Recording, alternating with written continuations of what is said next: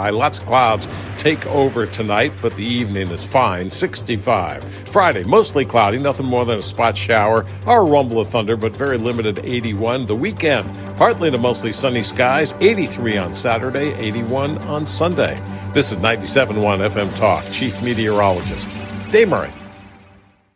The Annie Frey Show is sponsored by Air Comfort Service Heating, Cooling, and Insulation. Time to schedule your air conditioner service. Get not just your AC, but your entire HVAC system checked for $19 a month with the Preferred Partner Plan. And be ready for the first heat wave. AirComfortService.com. Annie Frey, Ryan Wiggins, Brad Ray. That's us. That's right. Gotta love this American ride. What do you want from me? I'm not America's sweetheart. For goodness sake, kid. Keep your voice down. Your father's listening to the radio. I'm not America's sweetheart. This is the Annie Frey Show on 97.1 FM Talk. Happy Thursday. Welcome back. We are here on a beautiful, it's starting to feel like every day you come into work, every day I'm downtown St. Louis is starting to feel a little bit more like summer. I'm here for it. We've got a great show lined up for you today. I'm particularly excited. Scott Bessent is going to be on the show, but not like with us, but he's doing the press Not that conference. good. Yeah. Brian or Ethan is in here and he's filling in for Brad. Brad's got the day off today. And we do want to listen to that press conference. I think it's a really smart move that Carolyn Leavitt goes on maternity leave.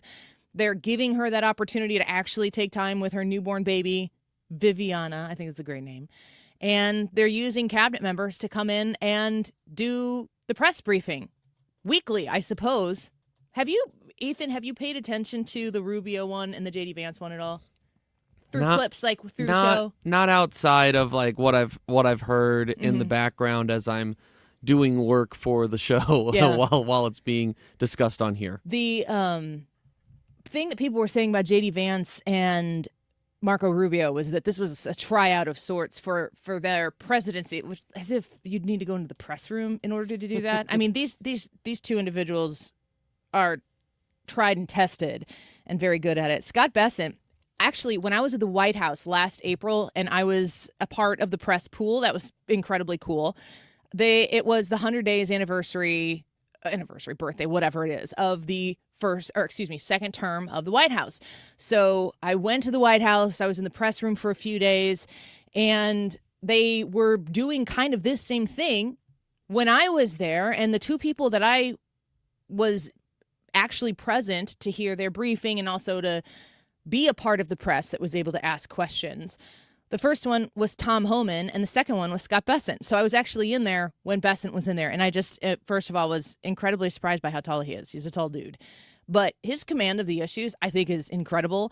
And everybody keeps saying he's like the toughest roller in the cabinet. You wouldn't think of all the people there that Scott Bessent would be the one who was bringing the heat the most, but apparently that's the case.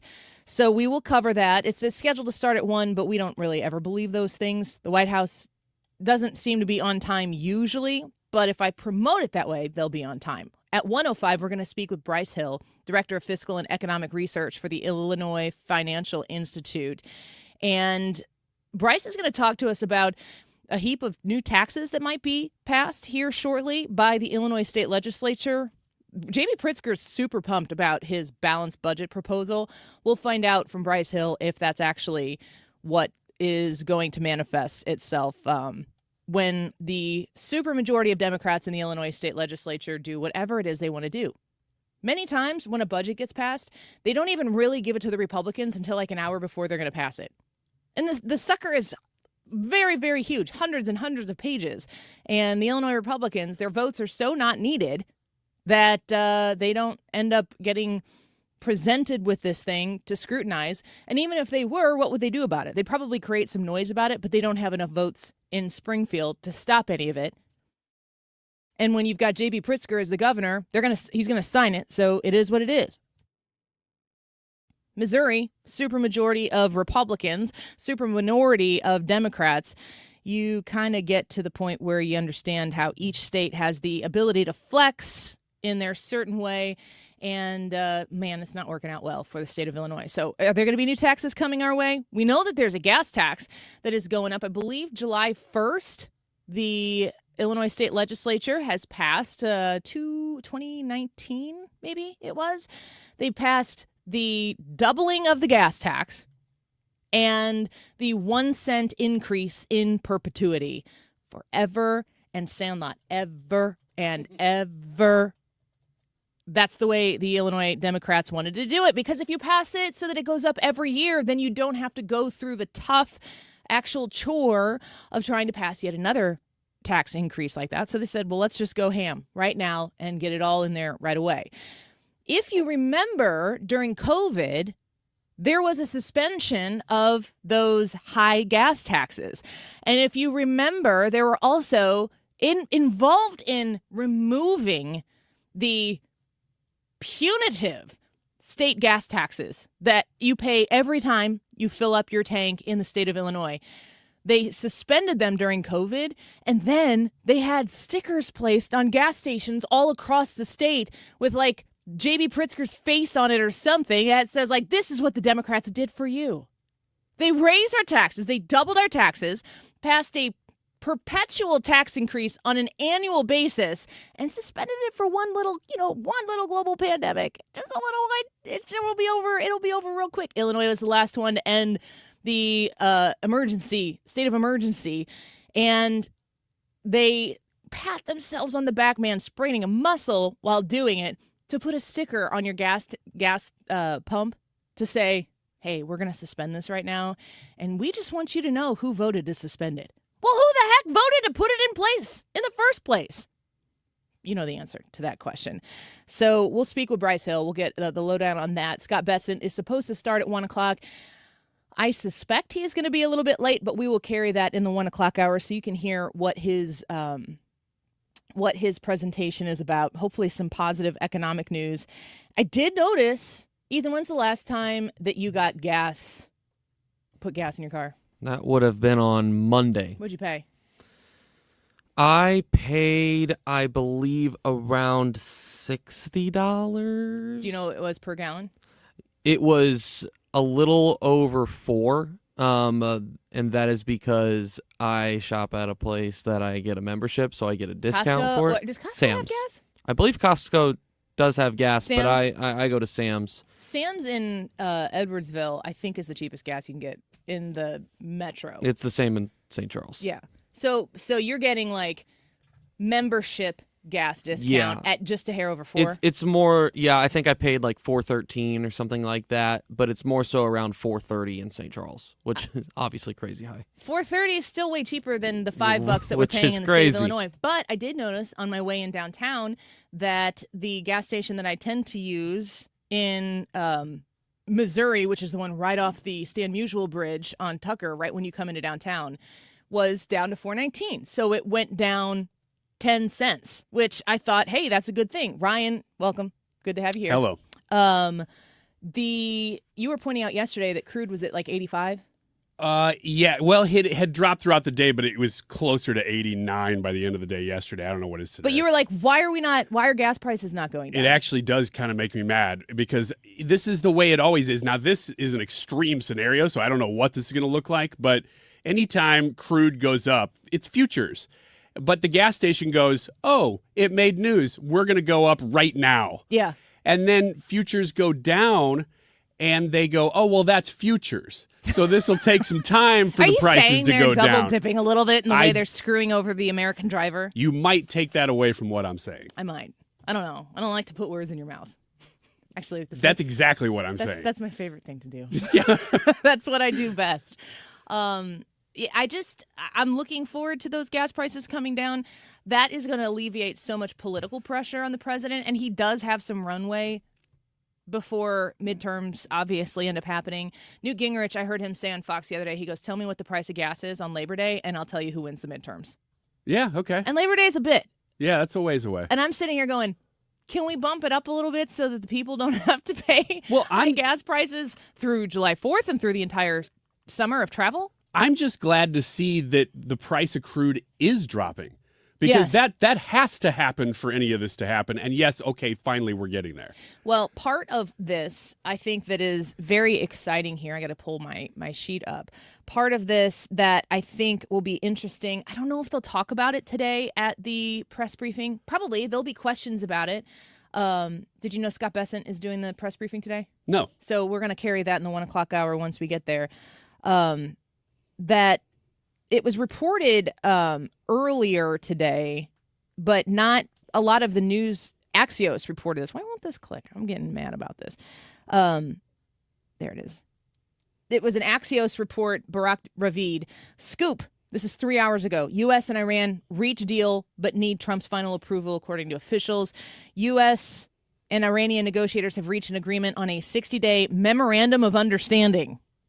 Sounds like a divorce reconciliation, to extend the ceasefire and launch negotiations on Iran's nuclear program, but President Trump has yet to give his final approval. 2 U.S. officials and a regional source involved in the mediation efforts tell Axios. Iran has also not confirmed its acceptance. I don't listen to anything Iran has to say on these things. No.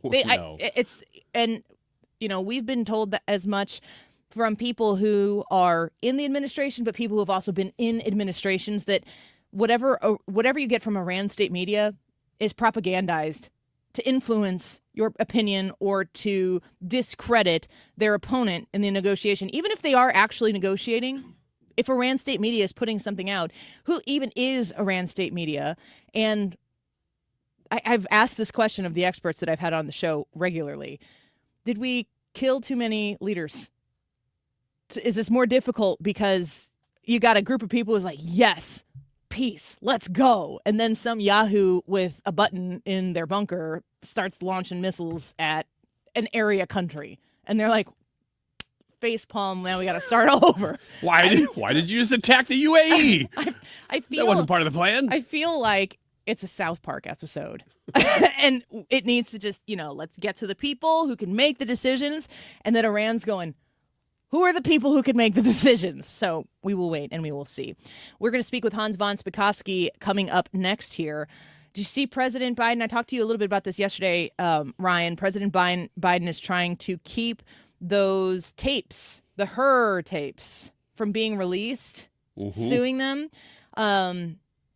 Nixon sued to keep his tapes from being released, and I believe the Supreme Court came back 9-0 and was like, you're going to release those tapes. Oh, really? I didn't know that. We'll see what Hans von Spakovsky, who is infinitely smarter than I am about these particular issues. We'll talk with Hans von Spakovsky here next on the Annie Frey Show. The YouTube live chat poll, I have a feeling Scott Bessent's going to talk about this today at the press briefing. Do you support Trump accounts created to invest early in American children? Yes or no? Hans von Spakovsky on the Annie Frey Show next. What if I were the one to tell you that the work's already been done? It's not good news, it's the best news ever. Best news ever. So won't you? Air Comfort Service online at aircomfortservice.com. Call 314-513-0091, 314-513-0091. I think that your HVAC maintenance is maybe one of the last things on your mind. You're busy living life, and you don't even think what a blessing it is to live in such a great country. You don't even think about the fact that you can control the temperature of your home to the degree of your preference until you can't. And then all of a sudden it's not cooling. You look up and you're like, why is the house 79 degrees? And you realize we got a problem.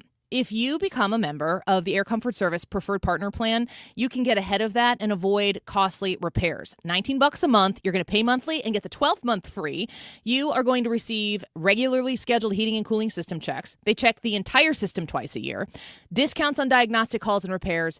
Discounts on new equipment if you have to go that route, plus priority service. Call 314-513-0091. That's 314-513-0091 online at aircomfortservice.com. Men, if you're suffering from erectile dysfunction or PE, you're not alone. Most importantly, you don't have to live with it. Paramount Men's Medical Center restores men's sex lives in just one visit. Their painless breakthrough treatments eliminate ED and PE, even when Viagra and Cialis don't work. Here's Dr. Simovitz, specialist in men's health. Paramount Men's Medical Center's painless breakthrough treatments eliminate ED and PE, regardless of age or medical history. 98% of patients see instant results right in the office. Men are now lasting longer than they ever imagined. And the best part, at Paramount Men's Medical Center, your consultation and first treatment are free. Qualified patients even get their testosterone checked free. Call 314-887-4333. 314-887-4333. Take control of your sex life. Call now. 314-887-4333. Nothing makes a gathering great like Eggland's Best Eggs. They're just so delicious with better nutrition, too. For us, it's eggs any style, as long as they're the best. Eggland's Best. Better taste, better nutrition, better eggs. Annie Frey is St. Louis conservative.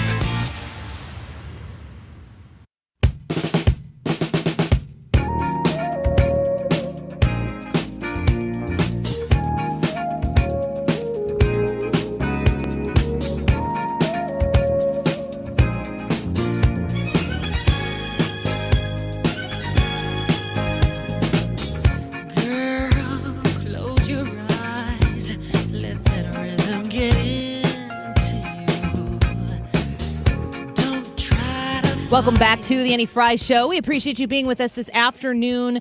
There is a lot moving right now in the judge world, where we found out that there's a judge who has ruled something about election integrity. And I saw Attorney General Catherine Hanaway tweeted this earlier today, and she was pretty pumped about it because I guess she had a little bit of something to do with that. She said a D.C. judge has denied the Democratic Party's ridiculous request to stop President Trump's executive order on election integrity. And she said, proud to lead this win against left-wing lawfare, seeking to undermine our ability to engage with the federal government to secure our elections. Well, let's get to the bottom of that with our friend Han von Spakovsky, Advancing American Freedom's senior legal fellow and former FEC commissioner as well. Hans, welcome to the show. Thanks for being with us this afternoon. Sure, Annie. Thanks for having me back. Well, the Attorney General here in the state of Missouri seems to think that this is a pretty big deal. Talk to us about the forward movement today in President Trump's executive order on election integrity. Well, look, one of the things in the executive order that just makes perfect common sense is he's telling the federal government to compile lists of individuals who are citizens in order to make that information available to state election officials.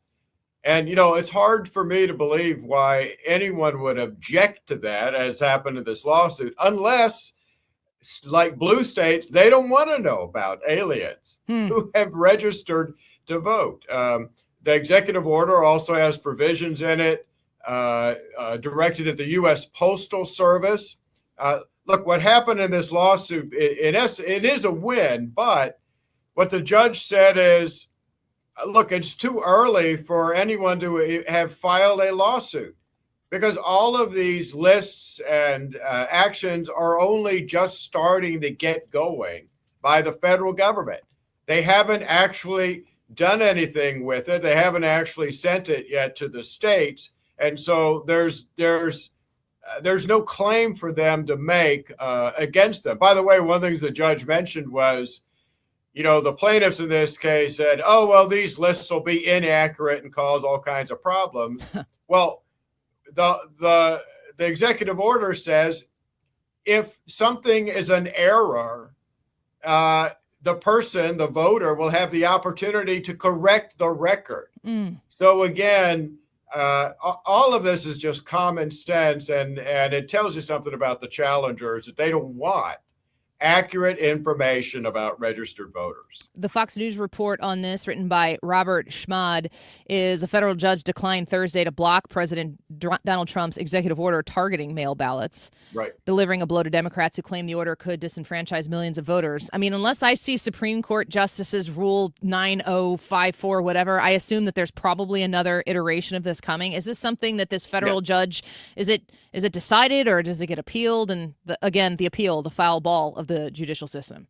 Well, at this point, the judge simply said it's too early for you to file suit because these provisions haven't gone into place yet. I'm sure what'll happen is once the things that the president is directing actually go into operation, they'll sue again.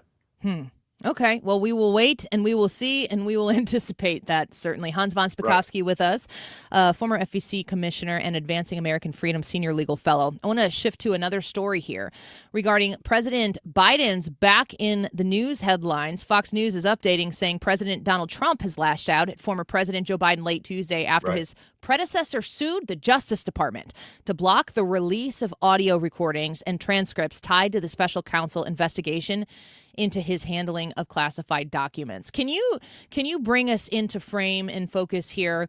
What is Joe Biden trying to protect himself from being revealed? And does the follow-up would be, does he have a chance at being able to keep these from public view? Well, remember, there was a special counsel that investigated Joe Biden for the mishandling of classified documents, which it turned out they found stored at his house, in his garage, clearly in violation of the law. But the special counsel had 70 hours, apparently, of interviews, including interviews with the president, and that's what they're trying to prevent the release of. Now, folks will recall that the special counsel concluded that, yeah, the president probably violated the law in mishandling these classified documents, but he recommended not going forward with the prosecution because he would come across to the jury as an elderly old man with memory problems. The president of the United States at the time. Right. Yes.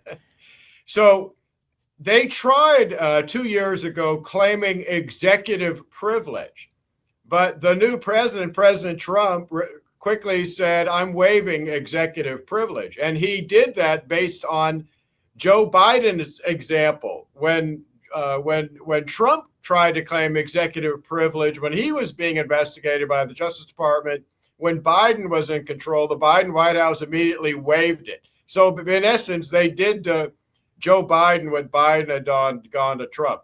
The latest lawsuit claims, if you can believe this, that these were private conversations and therefore he has a right to privacy, which is got to be one of the nuttiest claims I've heard, that you have a right to privacy over an investigative report that was part of a Justice Department investigation. I think this is a sign of the desperation of Joe Biden and his lawyers. And boy, these tapes really must be embarrassing. Yeah. I mean, at this point, I'm kind of wondering, other than his legacy, what are they looking to protect? Do you feel as though these tapes could reveal, okay, yes, he's going to, what was it, a well-meaning feeble old man or something like that Mr. Hur said, that it's not just about Joe Biden. It's not just about protecting whatever legacy he feels as though he currently has. Does these tapes potentially expose deeper corruption than just maybe Joe Biden's inability to communicate and articulate himself?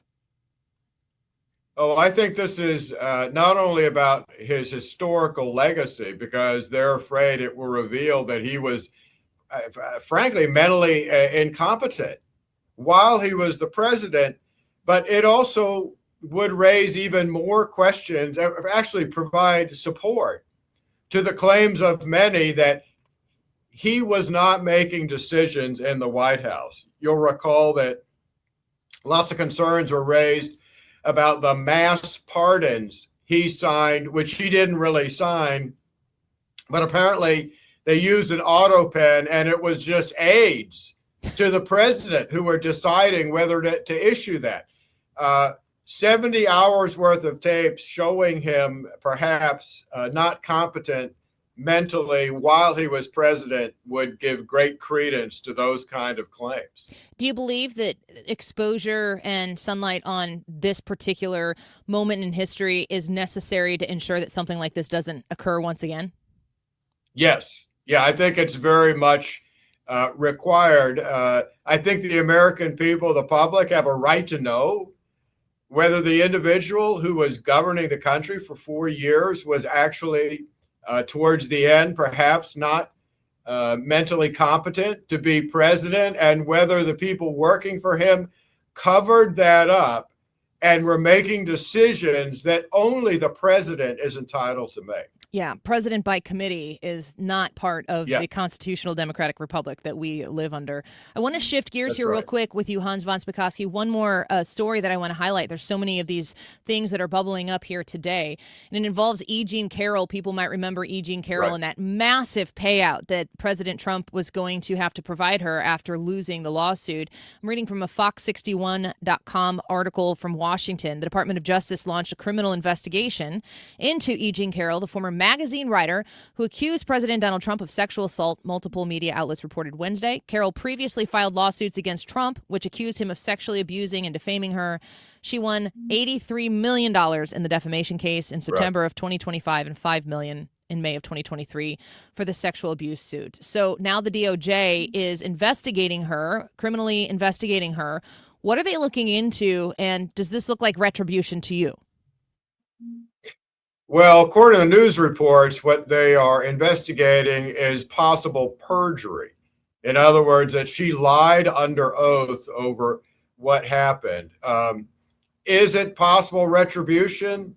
I don't know the answer to that. It depends on what evidence do they have that make it justifiable to open up an investigation. In other words, what evidence do they have that she may have committed perjury? And that I don't know, because they haven't released that information. So I can't tell you whether it's whether this is a justified investigation. What I will say is, when you looked at the lack of evidence in these cases that she filed, the jury verdict against the president, frankly, just looked like a bunch of partisan Democrat New Yorkers wanting to get at Donald Trump, because I don't think she proved her case. So if she's being investigated for perjury and they find out she perjured herself, would the trial be thrown out? What's the result of that?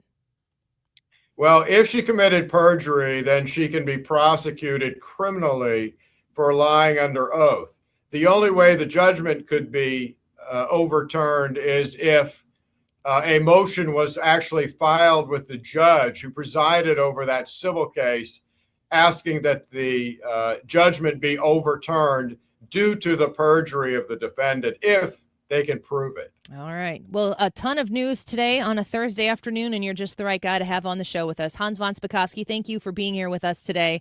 I hope you have a great weekend coming up here. Hey, thanks for having me. Of course. Take care. Bye-bye. Hans von Spakovsky, he is Advancing American Freedom Senior Legal Fellow, former FEC Commissioner, former DOJ lawyer as well.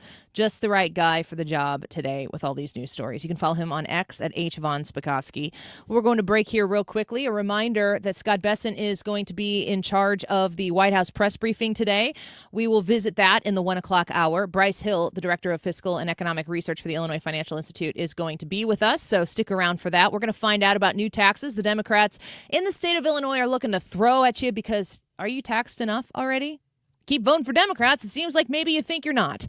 We'll find out from Bryce Hill what is on the horizon. And our YouTube live chat poll for today: do you support Trump accounts created to invest early in American children? Yes or no? Some people say that this is a handout, and they don't like the fact that these dollars come right out of the Treasury into these Trump accounts that are for kiddos.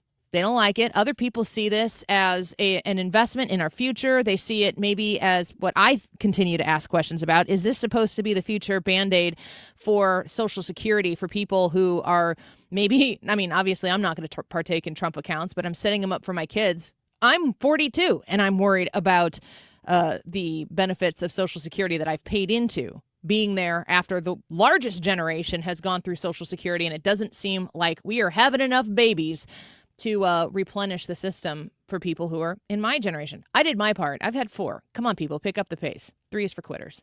Ryan?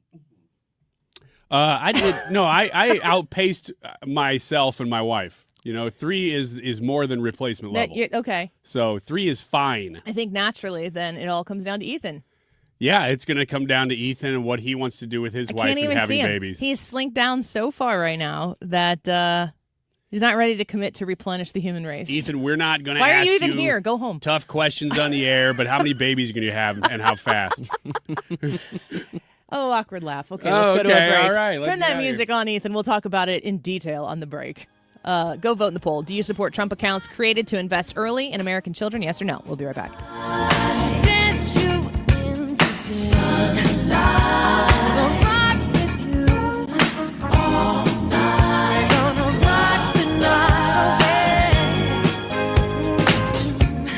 This is Congressman Bob Onder. Americans demanded border security, and House Republicans delivered. According to the Department of Homeland Security, for 10 consecutive months, U.S. Customs and Border Protection has reported 0 illegal aliens released at the border. I'm proud to have worked with the Trump administration to secure our southern border and uphold our immigration laws, and will keep fighting to advance strong policies that protect Missourians and keep America safe. Paid for by official funds authorized by the House of Representatives. Just a reminder to have your air conditioner checked for the summer so you don't have a mishap and it goes down in the hottest day of the year. But it's always best to have it done. Call us and we'll be more than happy to come out there and check it for you. And like always, if you're having your furnace checked by another company and you are told that this is the year you need to replace it, call me for a second opinion. The 0% interest is still available on most brands.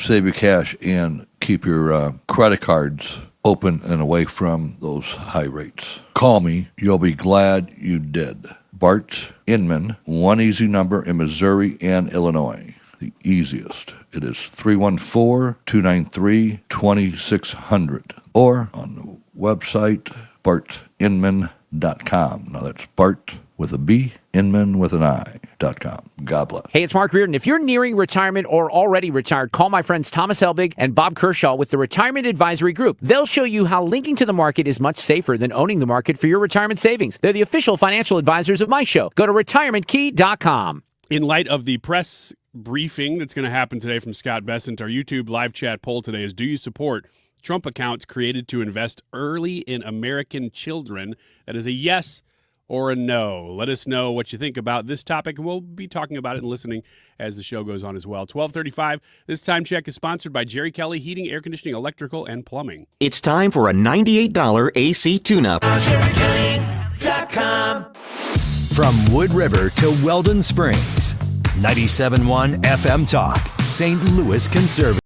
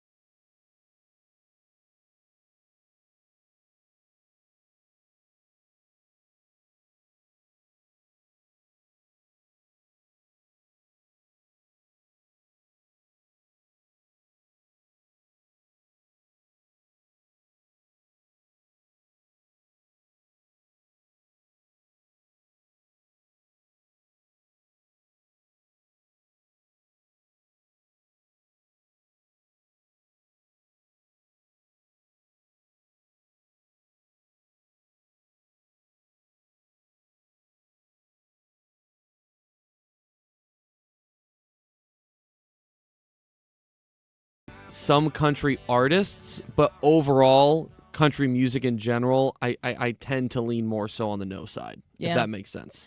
I'm a big fan of his. He writes country songs that I feel are true to the way country is supposed to be. Good country songs are storytelling songs.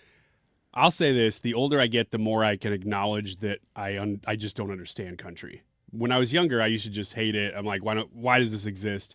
The older I get, I'm like, okay, I get why people You said that like a it. Minnesotan. Okay. Okay. Okay. I understand why What our is the people deal? get this country. Hey, But it's still not my thing. what's in those medicines? I got a little Minnesota Fargo in there. I said put Fago, and they said no Fargo. Ryan's They're like, don't ask for Fago soda in your IV. You betcha. Ben Sass has an article out. It's called Ben Sass on Indoor Childhood. And I think that this is something that we can all relate to, but we're 20 years older than Ethan. So I think that the difference between our generations might be reflected in what Ben Sass is talking about here. Now, you know Ben Sass was a senator, left to go to the private sector, got diagnosed with cancer. What kind of cancer is it?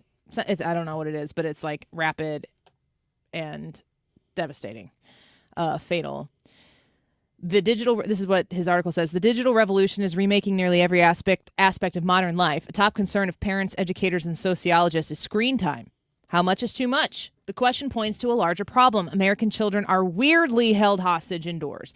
So here's a quick question before we dive into this too much. Ryan, how much of your childhood was spent outdoors?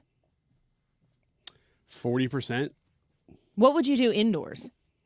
I'm assuming that it's not the dead of night and it's not raining. Even then, sometimes. Yeah, actually, I guess it might be a little higher than that if I consider just times where I could be outside. It depends on how old they're talking about here. When I was younger, I watched a lot of Sesame Street. And I was notorious for watching the same episode 3 times a day. That's how many times PBS would air it. And you just watch it. It was like Sesame Street time. How old were you while you were doing this? I was probably in my late 20s. He goes back home. Ooh, Hi, Sesame Mom. Street time. Sesame Street's on the TV. I would say 3, maybe 4. Little. But Little. like when you're 8, 10, even 12, before you're too cool for school and you're in high school or whatever, bikes are involved. Were you outside a lot? Yeah, quite a bit. Ethan, do you feel like when people talk about coming home when the lights come on and all that, do you feel like that's what old people talk about, or did you experience that? No, I did not experience that because we had these beautiful things, well, sometimes beautiful, called cell phones. Oh yeah, so everything. So could you just grew up be, with a phone. Yeah, everything could just be communicated like that. But also, to be fair, we were never. I guess maybe it was my neighborhood. It was kind of right by a cul-de-sac, so we were never playing too far away from home to where if you hear your name being yelled from the driveway, that wasn't enough. Yeah, most of the time. Can you still hear your name being yelled? Oh in your yeah, head? as I'm saying that, I hear Big Boy Todd, former freaking AD, just screaming out, Ethan! That freaking AD. And then if it got real bad, Ethan Cole. Okay. Yeah. That's when business was going down. Yeah, that's like, okay, I've asked multiple times. Ben Satz goes on to write, in theory, suburban neighborhoods offer the convenience of the city and the space of the country. In practice, it's often the worst of both worlds. That's an interesting take. Our mostly suburban nation suffers the atomization of city living and the isolation of rural life. For kids, this means a life lived primarily indoors, sitting still. According to a new survey from the Institute for Family Studies, 60% of 6-year-olds have access to internet-connected tablets, but 58% of kids that age aren't allowed to play in their own yards unsupervised. Parents are busy, and they neither can nor should be micromanagers, but when kids can't entertain themselves outside, the screen becomes the babysitter. Your children, twins are 12? 11? Just turned 12. Just turned 12. Phones in the picture at all yet? No, nothing. And their peers are in the same boat? For the most part. Huge blessing. It's great. Because I too was the holdout. And I just felt like every time the next kid, the kid that I thought was never going to get a phone, they got a phone? God dang it, this is getting harder and harder. And then when you do provide the phone is a phone. Kids don't want phones. They want internet in their hands and the apps and the social connection. They're not talking to people on the phone. Right. You can run around the yard with an old rotary phone still on the wire if you want to. Here you go. I said the other day, I was having a conversation, I think it was with my daughter, and I was telling something, and then I said, and then I was implying that I hung up, and I just went click. And I go, you don't even know what that means. Nope, they don't know. If you go click, that doesn't mean anything because you don't actually click anything. You can't emphatically hang up on people anymore. No, you can't. You can't press that button harder. No, but there isn't even a button. It's just a screen. To be fair, the little beep beep beep on a cell phone, I think that does still portray a if it's very Doesn't sudden. it just go away? You don't get the little Don't you get a little beep beep beep? No. Oh, if somebody just disappears. If someone just hangs up on you, doesn't it make Maybe if a they're sound? on a landline, but I don't think on a cell phone. I don't know. No, am I tripping? Parents are busy and they neither can nor should be micromanagers. He goes on to say things aren't better for older kids. At 11, 1 in 4 kids aren't allowed outside without adult supervision. More than half of 14-year-olds don't have permission to leave their streets. Where would you go when you were 14, unsupervised? Gosh, I don't remember. I think you'd just go to a friend's house and hope that they'd be unsupervised there.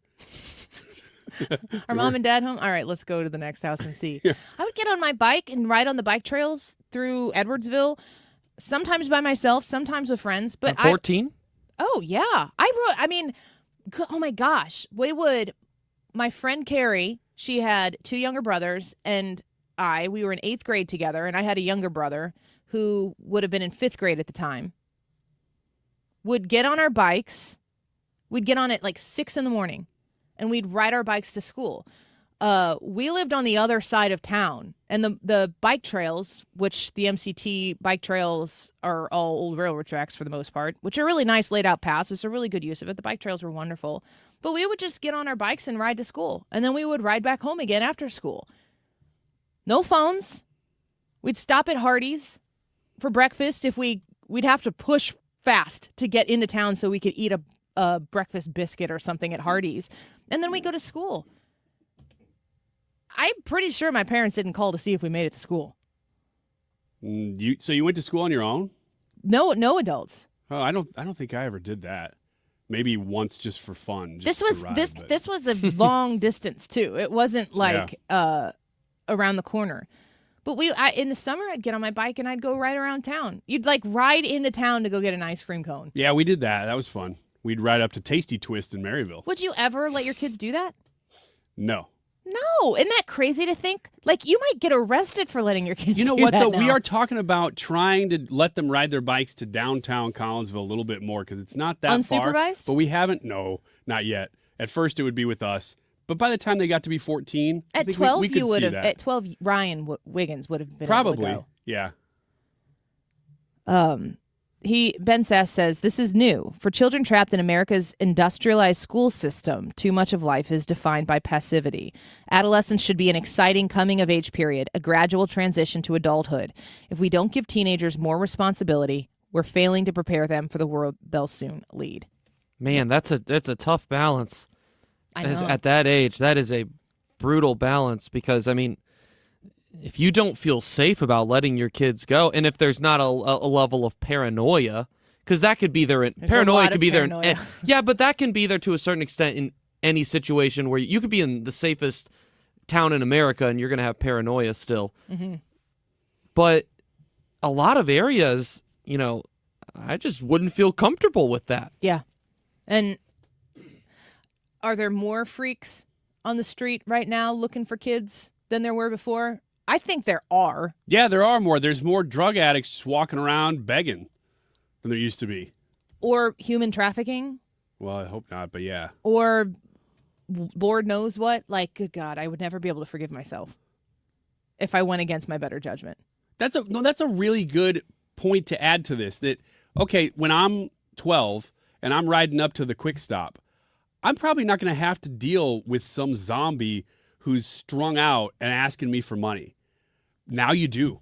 Or you might. Even in small town USA? Especially in small town USA. You think so? More than ever. I'm not saying 100% of the time, but definitely a possibility. Like in the Edwardsville, Illinois, the Collinsville, and even in those towns? Mm-hmm. Oh, that's crazy. Oh, yeah. Mm-hmm. Yeah. And it's mostly downtown. That's where people will go. Yeah. That's where you let your kids go to get ice cream or whatever is downtown. And I'm thinking about that going, dang, that was not the case when I was a kid. And it is now. Well, we're going to talk a little bit more about this throughout the course of the show. If you've got thoughts on this, the idea of the indoor childhood, and if something needs to be done about it, or times are different, and that just means we have to parent differently, you can text us at 314-241-9797. You can also comment.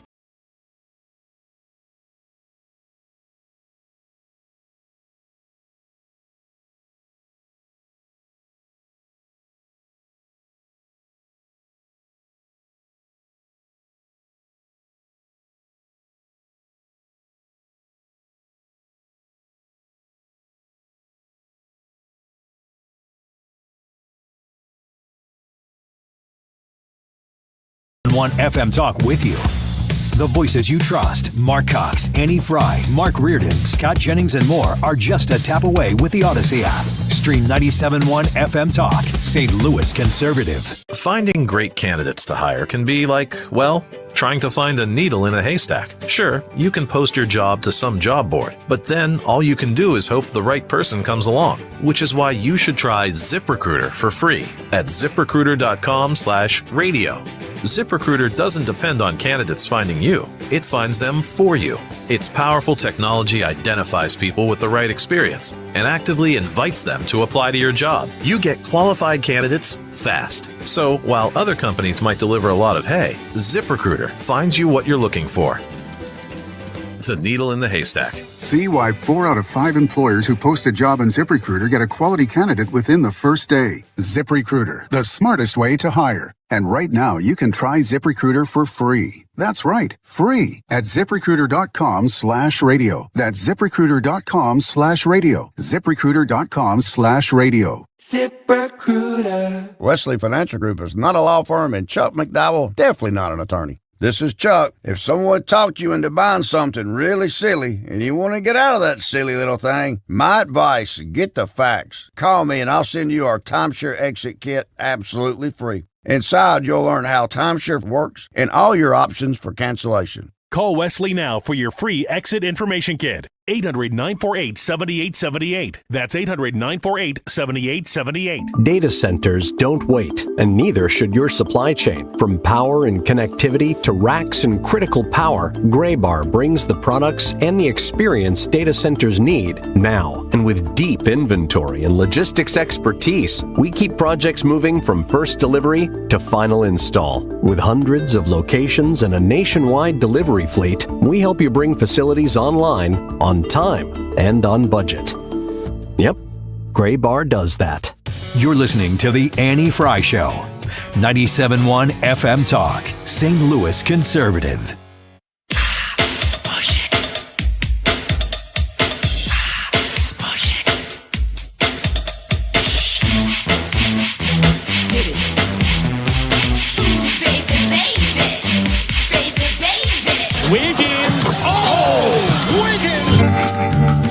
This is the best possible Wiggins America. It's called How to Love America Harder. If you're not careful, you're going to get this every day this summer. Written by? Written by PassTheTorch.com. Oh. Al Jazeera. Yeah, right. Comes from our Middle Eastern friends at Al Jazeera. So this is How to Love America Harder. And I got to tell you, how hard do you love America, Ryan Wiggins? 100? 100? 100? How about you, Ethan? On a scale of? Ethan? 93. 93 is not bad. I could do better. Yeah, that's why I'm doing this. Yeah. Annie? 110%, baby. 110%? Yeah. Oh, okay. Mine's 100 out of 90, though. I wasn't sure. That would be about 110%. Mine is out of 92. So, if you find yourself you always somewhere... have to ask Ryan Wiggins about the scale that he judges things on. I'll just say a number. Yes. 44. So these are principles that any American can apply to themselves to love their country harder. And if you feel like you need them, then you are in the right place. Because the first one... Red, white, and blue underwear. That's ridiculous. These are more conceptual. You mean we can't put these immediately into practice? Yes, you can. Of course you can. Okay. Love the principles more than the optics. Be a genuine person. It says, defend liberty, equality, and justice in practice, not just in symbols. Don't treat patriotism like it's branding. This is a Live article. Go on. No, it's not. I think that this probably is a mid to center article, like by the author. Definitely sounds but they've mid. done a pretty good job of keeping that out of it. Well, do you think people do use it for branding? I do sometimes. I definitely do. Do you Especially dislike in 100%. in conservative media, you see it. Yes. You see it for sure. You what see you it talking on about? podcasts and stuff. You know, they've done joke. There's like a conservative podcast comedian who he'll break every now and then and be like, "Hey, everybody, I want you to try Patriot Water." It's just stuff that, like anything. That's funny because in communication school, in the advertising class that I took, you have to sell people water. Really? Mm-hmm. Because what's special about water? Pretty much nothing. And Except everything. It's either what clean, keeps you alive. correct, but why should someone buy your water and not the free water that they can probably get from the fountain or from the sink or whatever? Because it's full of PFAS. So what Ryan is You saying said P. is put Patriot in front of it, and that would work for some. That's exactly what I'm saying. The next one is hold the line on integrity. Standards matter if they apply to everyone on every side, not just your side. See? It's not just liberal. I like this. This sounds like it's trying to tamp down Republicans' grip on patriotism. I hear you. Like it's from the perspective of Republicans think they own patriotism. Let's tell them to go harder on their America love by telling them to calm down a little bit. Well, I bought in hook, line, and sinker then. It says, do hold leaders you support to the same moral standards you demand of your opponents. Yeah, okay. Yeah. You getting there? Huh? Huh? I'm feeling more comfortable in my premise. Don't excuse dishonesty because it gets results. Here's when it comes to holding your leaders to the same moral standards, you freaking go first. I don't really care what standards that the Democrats set. They can do their thing, but you don't get to hold Republicans to different standards than you hold Democrats. And the Republicans, dare I say, stooped to the Democrats' levels and won. And now the Democrats are like, that was our game. Man, the best example possible, redistricting. Yeah. They're finally doing it. Fighting fire with fire. This is the one where I went, yeah, this might be a liberal that wrote this, but I'm not gonna throw this out. It says first of all, let passion refine you, not consume you. Yeah, calm down, people. I'm like, okay. Do channel anger or frustration into service, reform, voting, organizing, mentoring, and building. Yeah, you hear all the Republicans like, Yeah, we need to what? organize more. Rather than what? Violence? Well, that's what I'm saying. What are we? I'm like, I can get on board with this. It says, don't let outrage become your only contribution. Okay, right? Well, right? I mean, you can maybe agree. I agree. Thank you. It's not with you. No, it is with me ultimately because I'm the deliverer of this news. This is Wiggins America. Freedom requires Let room it be known. Let it be said. and let it ring throughout the land. Ring that bell. Freedom requires room for disagreement. Starting to sound a little more conservative, doesn't it? It says, protect free speech and civil liberties for people you disagree with. Somebody needs to tell this to the ACLU because they just decided openly, we're going to stop doing that. You said this is, what's the website? This is passthetorch.com. Passthetorch.com doesn't exist. Well, then, I guess this is a mystery. Is this your website? Did you forget to renew the URL? I can't tell you that. There's Ghostwriter not enough Ryan time Wiggins. left in this segment. You sure? We got It said, 17 listen to this. seconds. Don't use censorship, ridicule, or social punishment to shut down debate. Okay. All right? All right, we're swinging a little bit back towards the center here. Passthetorch.com, Annie. You better snatch that website up while it's still available. Bryce Hill and Treasury Secretary Scott Bessent next. If the world were like a Sleep Number mattress, everything would adapt for your comfort. Because as your life changes and your body changes, Sleep Number mattresses adapt and shift to give you personalized comfort night after night. And now it's the final days of our Everything's on Sale event. Save up to $1,200 on mattresses. Our Memorial Day event ends Monday. To experience a whole new world of comfort, visit a Sleep Number store or go to sleepnumber.com. Sleep Number, to a good life's sleep. Are you paying too much for term life insurance? A man age 50 non-tobacco user can obtain $500,000 of coverage for as little as $110 per month, level rate for 20 years. That's right, guaranteed level rate for 20 years. Call Term Busters for a quote, 1-800-908-7636. You're probably paying more than you should. Call 1-800-908-7636. Sample rate for preferred non-tobacco rate class, exam required to qualify. For details, call 1-800-908-7636. Paid for by Robert Livinger, Insurance Agent.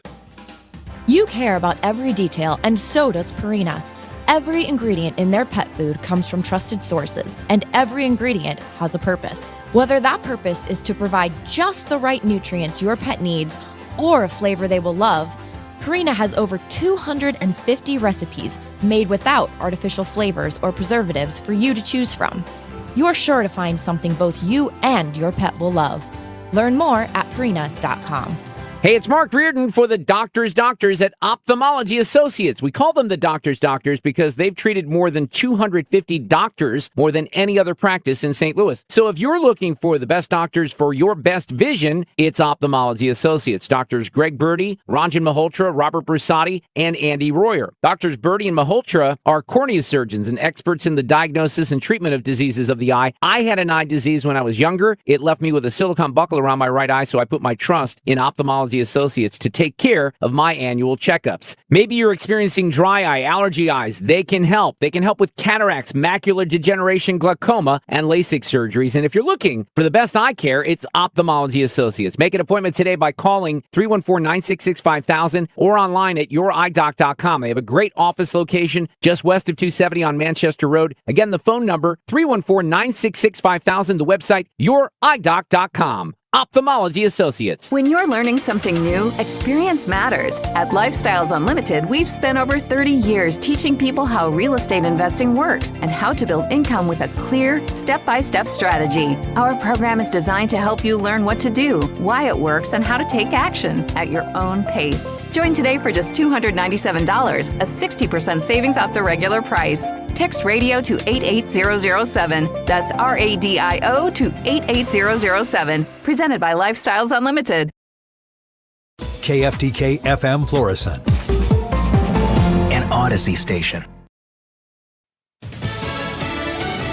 Step one with Iran. I'm Lisa Brady, Fox News. U.S. officials confirming to Fox News that American and Iranian negotiators have reached a 60-day ceasefire extension, a memorandum of understanding. Fox's Trey Yingst in Tel Aviv. The question now is whether or not President Trump and Iran's supreme leader, Mustafa Khamenei, will sign off to move this deal forward. As part of the current framework, we are told this would extend the ceasefire and open the Strait of Hormuz. The issue of Iran's nuclear program would be pushed down the road. And already we're starting to see a splinter in the positions, at least announced by Iranian state media and announced by President Trump. The U.S. and Iranian officials have drawn different red lines on Iran's nuclear program. The framework would launch negotiations on those details. A top Pakistani diplomat expected in Washington tomorrow. This just hours after more of what CENTCOM calls defensive strikes, intercepting 5 Iranian drones that were threatening ships. The U.S. also hitting a site where a 6th drone was about to be launched. Pushback on ICE from the Massachusetts governor, releasing new guidance for schools, hospitals, and churches dealing with immigration agents. The guidance from Democratic Governor Maura Healey includes barring access to areas like classrooms and offices at schools, child care providers, higher education institutions, and places of worship unless a valid judicial warrant or order is presented. The same goes for student information and that of patients in healthcare settings. Healey has been critical of the Trump administration's immigration policies. They're going after people who aren't safety threats. And they're still making people afraid. Homeland Security officials defend the use of administrative warrants, saying they're used only when a person has received a final order of removal from an immigration judge. Fox's Tanya J. Powers. This as protests continue at one migrant detention facility in New Jersey. DHS Secretary Mark McMullen tells Fox. We're going above and beyond. The fact is, this is political theater. America's listening to Fox News. I move mountains for a living. Literally. That means I don't carry hand lotion, and when it comes to serious heartburn, I don't mess around with anything but Rolaids Max Strength. Its dual-active formula has 1,500 milligrams of calcium carbonate and magnesium hydroxide that relieves heartburn fast. And the best part? The roll fits right here in my pocket, so I can get back to moving mountains. Rolaids spells powerful relief. 1,500 milligrams is our highest amount of antacid per tablet. Read each label. Use as directed. Keep out of reach of children. My dad passed away unexpectedly. Of course, it was awful in every way, but we are very grateful that he had life insurance. So even after he was gone, he was still able to provide for us. And that's why I have life insurance for my family. Ethos.com. They make it fast and easy to get covered. It's 100% online. You get a quote in seconds, and you can apply in minutes. You get covered the same day. Get your free quote at ethos.com/save. That's ethos.com/save. Paid spokesperson. Time spent on application may vary. Online health questions required. Rates may vary. Air Comfort Service, heating, cooling, and insulation. Weather. Pretty nice Thursday afternoon. Partly sunny skies. Nothing more than a spot shower. 85 for the high. Lots of clouds take over tonight, but the evening is fine. 65. Friday, mostly cloudy. Nothing more than a spot shower or a rumble of thunder, but very limited. 81. The weekend, partly to mostly sunny skies. 83 on Saturday. 81 on Sunday. This is 97.1 FM Talk. Chief Meteorologist Dave Murray. The Annie Frey Show is sponsored by Air Comfort Service Heating, Cooling, and Insulation. May is Mental Health Awareness Month. Air Comfort Service is proud to support NAMI St. Louis in their mission to improve the lives of those with mental health conditions. Visit aircomfortservice.com/community to learn more. Annie Frey, Ryan Wiggins, Brad Rain. That's us. That's right. Gotta love this American ride. What do you want from me? I'm not America's sweetheart. For goodness sake, kid. Keep your voice down. Your father's listening to the radio. I'm not America's sweetheart. This is the Annie Frey Show on 97.1 FM Talk. Welcome back to the Annie Frey Show. That YouTube live chat poll for today. Do you support Trump accounts created to invest early in American children? Yes or no? If you go to youtube.com/@AnnieFrey, F-R-E-Y, you can vote where the live broadcast is in the live chat poll. You can also leave your comments there. If you subscribe to the Annie Frey YouTube channel and turn on notifications, you will get notified every time we go live right away, and then you'll be able to vote in the poll right away. Every day. I want to get to our guest here. Let's welcome to the show Bryce Hill, Director of Fiscal and Economic Research for the Illinois Financial Institute. I want you to know that Illinois Policy Institute has been a long time point of interest for me here on the show, going all the way back to Saturdays. And Bryce, you guys offer the best information when it comes to ensuring that Illinois knows what it is investing in and what it's not investing in. It's good to have you back on the show with us. Thank you for having me. Thanks for the kind words. Yeah, you bet. So I want to talk to you about this post from the Illinois Policy Institute. It says, Governor Pritzker's math isn't adding up again, so lawmakers are most likely coming for your wallet again. His latest budget proposal is facing a massive shortfall of up to $900 million. How does the state's political leadership plan to fix it? With $728 million in proposed tax hikes and fund sweeps. They are even floating a new fee on social media use that will inevitably raise prices in some form for consumers. Lawmakers are pushing appropriations for a $56 billion spending proposal, but they have conveniently forgotten to identify the funding sources to pay for it. Sadly, this is classic Illinois. What can you tell us, Bryce, about, let's first talk about the budget proposal and this $900 million shortfall. Before we talk about what they're going to do to tax us even more to death, talk to us about Governor Pritzker's math and how it's not adding up. Yeah, I think the most important thing is the budget process in Illinois is fundamentally broken. Lawmakers, the governor, they decide how much money they want to spend first instead of thinking about how much money is available.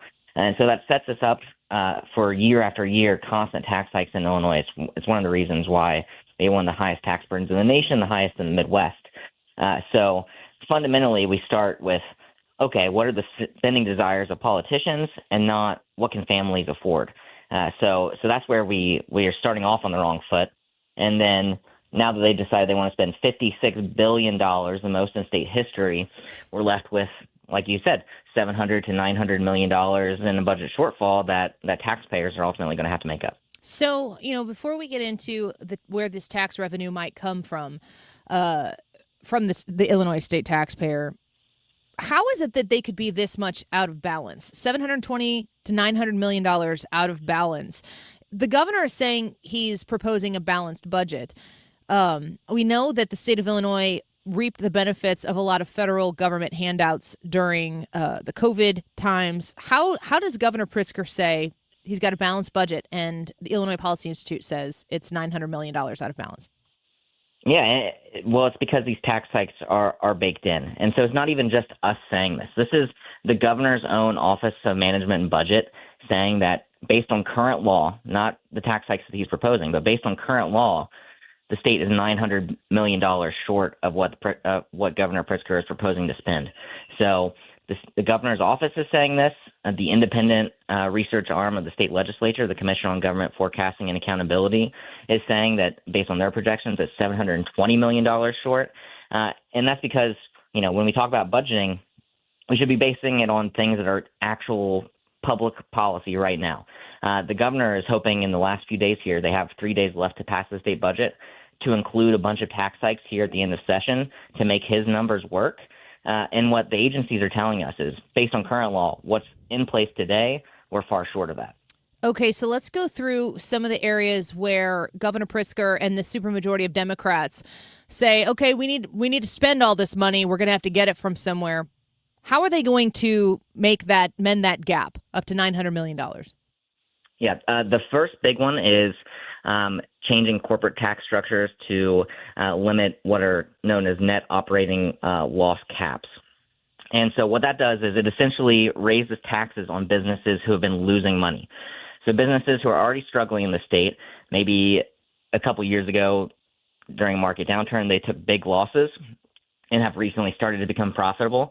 They're going to limit how much of that previous loss is allowed to roll forward for future tax years. And every single state in the union allows for net operating losses.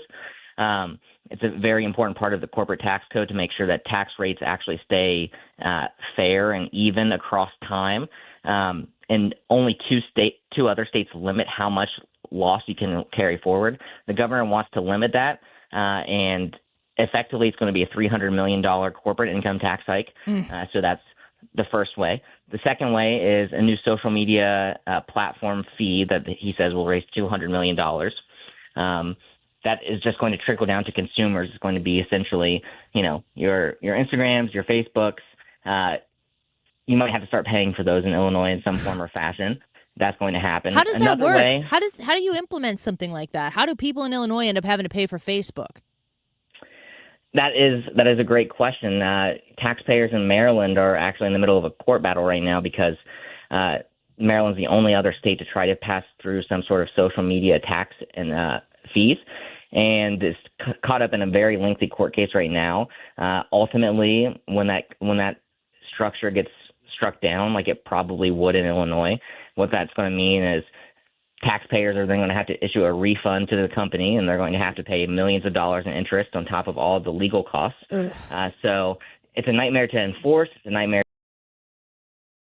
The short-term revenue that could bring in for the state budget, Governor Pritzker is going to try to get it done.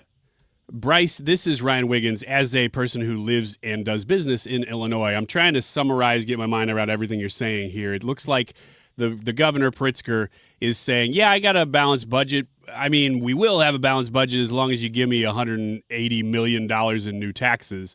I just want to interject here, Bryce. Ryan has this tone right now, which means you are PO'd right now. I don't like it. I don't like what I'm hearing.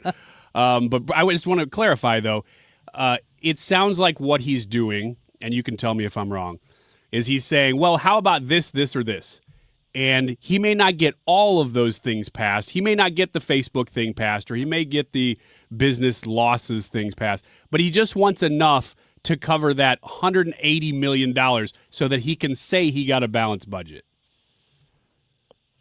That's exactly right. And it's even worse than that because the numbers could be even worse. Another thing he did in his budget proposal is he, as well as the agencies who are putting out these numbers saying that there's a shortfall, have also already increased their revenue estimates by about $1 billion.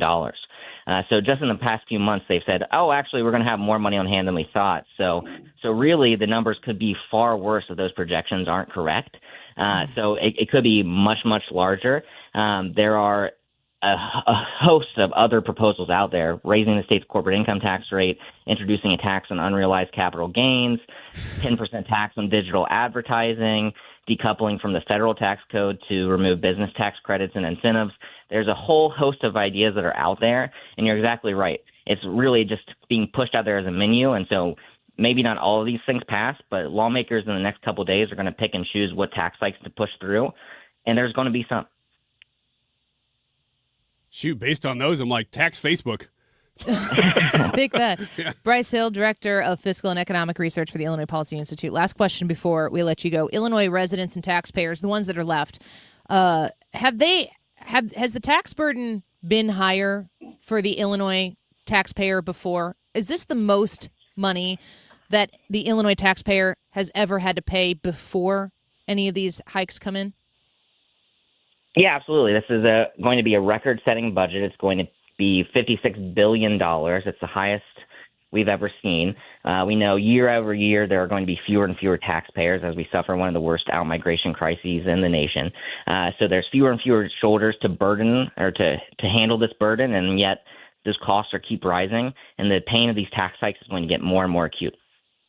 Well, we are happy to talk to you and sad to hear the information that you're delivering, but it's important that that news does get out. I encourage people to follow the Illinois Policy Institute on X as well as yourself, Bryce. Thank you for being here with us. You work very hard as the Director of Fiscal and Economic Research at the Illinois Policy Institute. We're grateful for your input here. We'll keep following the story as it moves along.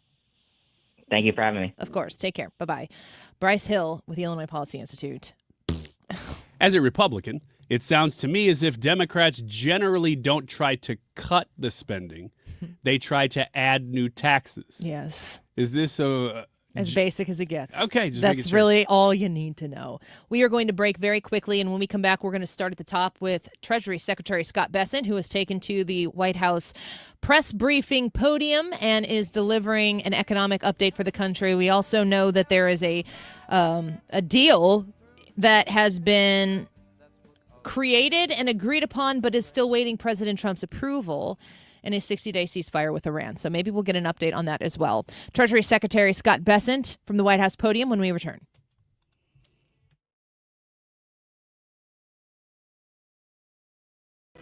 This is attorney Todd Nissenholz of Kaufman Townsley. And here's one of our clients. The team at Kaufman Townsley really goes above and beyond to take care of their clients and secure them the justice they deserve. Injured? Call 314-777-7777. Your home is your sanctuary. Get the peace of mind you deserve with a free estimate on a Generac home standby generator from Generator Supercenter. They're the nation's #1 Generac generator dealer. With expert installation and 24-hour monitoring, Generator Supercenter won't leave you in the dark. Financing is available. Take control of your power today with Generator Supercenter of St. Louis. Call 314-499-2020. That's 499-2020 or GeneratorSupercenterofStLouis.com. That's GeneratorSupercenterofStLouis.com. Don't miss Mosby Building Arts Home Improvement Show, Saturdays from 12 to 1 p.m. on 97.1. One of the last call-in shows where you can get live answers to your remodeling, design, and construction questions. Tune in Saturdays at noon. When you're hiring, have you ever felt like you're missing out on meeting truly great candidates for your roles? It seems impossible to find them, but they have to be out there somewhere, right? Well, they're not hard to find when you know where to go, and that place is ZipRecruiter. And right now, you can try ZipRecruiter for free at ZipRecruiter.com/radio. ZipRecruiter helps 10 million people with their job search every day. And because these people are actively looking for jobs just like yours, it's easy to find the right person right away. In fact, 4 out of 5 employers who post on ZipRecruiter get a quality candidate within the first day. But if you're not using ZipRecruiter, you're missing out. So see what it's like when the impossible is easy. When you go to ZipRecruiter.com/radio right now to try ZipRecruiter for free. Once again, that's ZipRecruiter.com/radio. ZipRecruiter.com/radio. Never miss out on great candidates with ZipRecruiter. Don't let tax refund worries hold you back. File now with TurboTax on Intuit Credit Karma. They'll find every credit and deduction to help you get every refund dollar you deserve, or your money back. Start filing today in the Credit Karma app. Annie Frey is St. Louis conservative.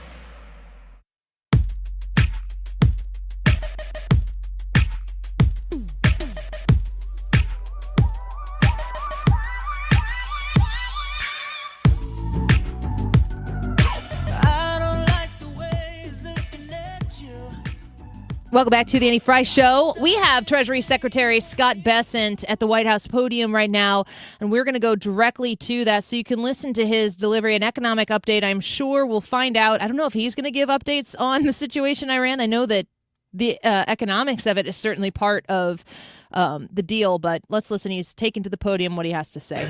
Good. I'd like to say it's a pleasure to be here today. This is my warm-up for my Senate and House hearings next week, so I don't want anyone yelling, reclaim my time. So let's start out with Trump accounts. Trump accounts, I believe, are the most important benefit for young people since the GI Bill. Today, the app is now available on all major platforms, bringing the president's vision directly to American homes. Nearly 6 million American children have been signed up for Trump accounts, which will launch on July 4th. And I would encourage all of you to go to trumpaccount.gov to sign up.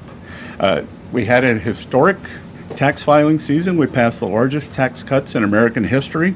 The average refund this filing season is nearly $3,300, an 11% increase from last year. And importantly, very importantly, 62 million returns, 44% claimed at least one of the president's signature tax cuts. No tax on tips, no tax on overtime. The reduced taxes on Social Security benefits. 85% of our seniors paid no taxes, and the auto deductibility on loans for American cars. And to remind everyone, Democrats, every Democrat voted against those programs. We've had sustained and resilient GDP growth. Real GDP has risen 2.6% over the past 4 quarters. Atlanta Fed's GDP now predicts 3.8% for this second quarter. The U.S. energy dominance, part of our resilience stems from our energy dominance. Natural gas is down, is my belief, and the futures market is showing us oil will be lower than pre-conflict levels. We are more resilient to energy price fluctuations due to President Trump's energy dominance and deregulatory agenda. The United States is now the world's largest energy exporter. The United States has never exported so much energy or produced so much energy. Main Street prosperity, the average 401k is up almost $30,000 since President Trump's inauguration. President Trump RX has already saved Americans over $600 million. I'm sure all of you will want to report on that. And the unemployment rate remains low at 4.3%. So with that, I'm happy to ask questions. I will mention 3 weeks ago, I got an honorary degree from the University of South Carolina. So if you really want to get a question, you can call me Dr. Bessent. So, I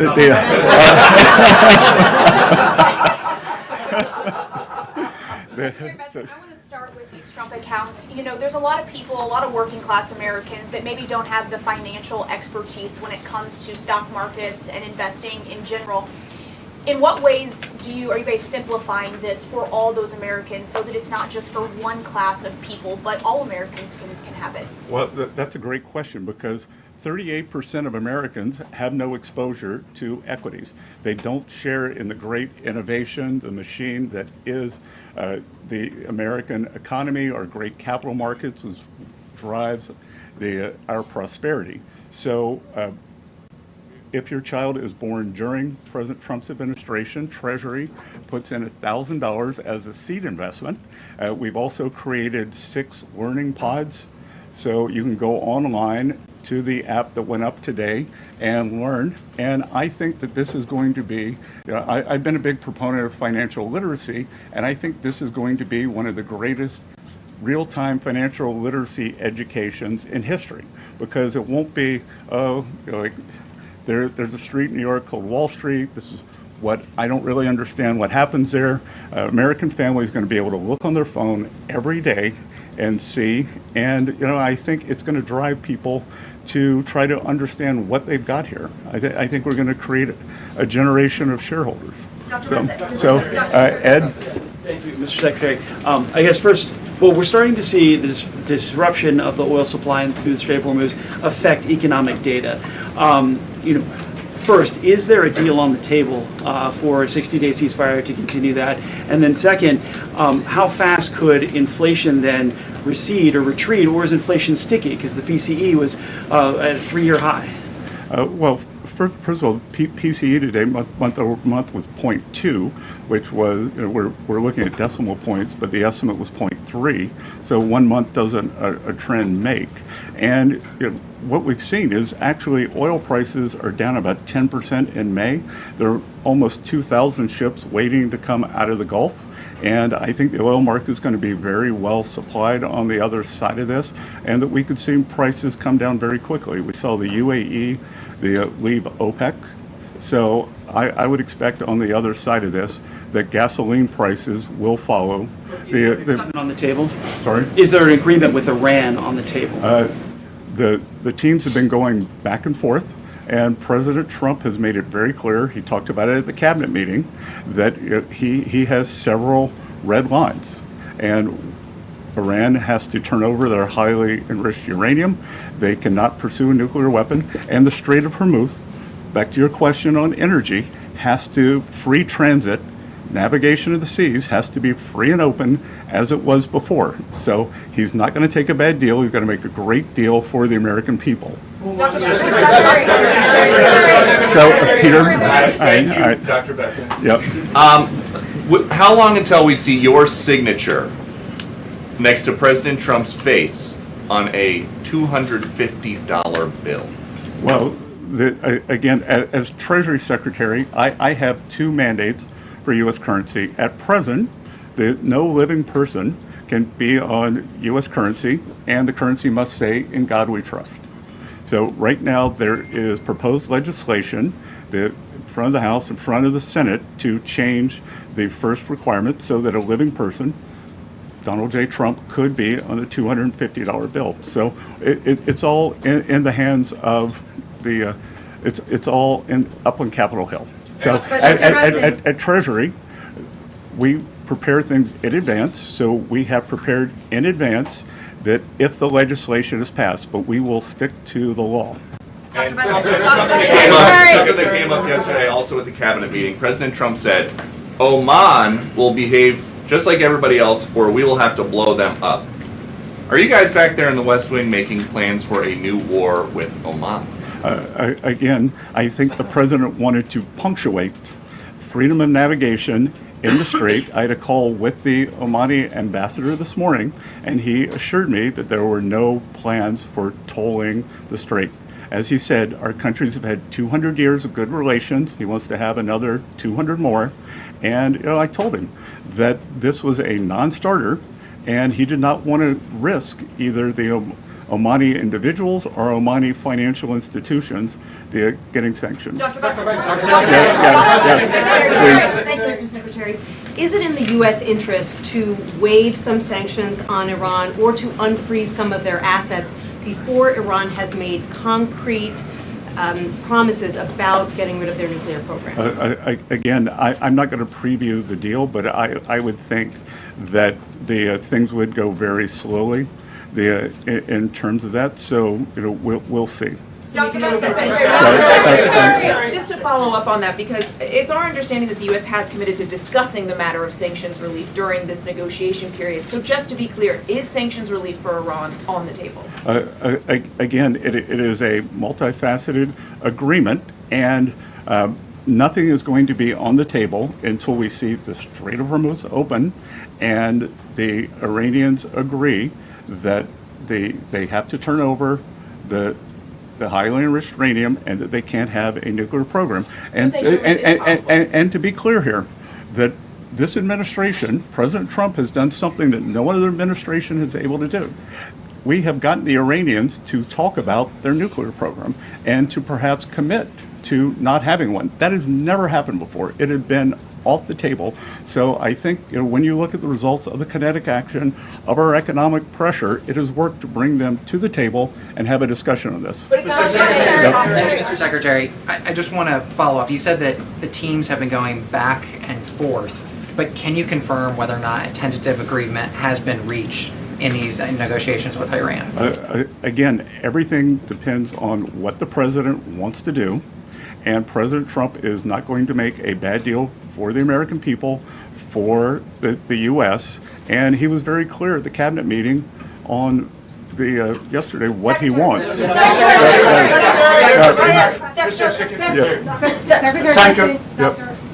Kara from Lindell TV. I'm sorry, did I steal his question? Because I'm not that person. No, it's you. Okay, thank you so much. Thank you for taking my question, Kara from Lindell TV. I really wanted to get your thoughts on digital currency. A lot of our viewers are increasingly worried that digital currency could one day be used to track people's spending or limit personal freedom. What's your philosophy on that, and what safeguards is the Treasury and this administration putting in place to make sure new digital payment systems protect Americans' privacy and freedoms in the future? Well, so this administration has been very clear. There will be no central bank digital currency, which I think would be the first step toward tracking. So we have taken that off the table. We passed stablecoin legislation, with bipartisan, and the Clarity Act is now up on the Hill, and I think it has bipartisan support. And the most important thing we can do is to make digital assets come into the United States, make the U.S. the home. Our regulation, our best practices are what will ensure good standards for these. When you look at digital assets, all the nonsense that happens, all the things you read about, that's because it's the wild, wild west offshore, so we got to bring it on shore. So I would encourage the House and the Senate to get clarity done. Jack?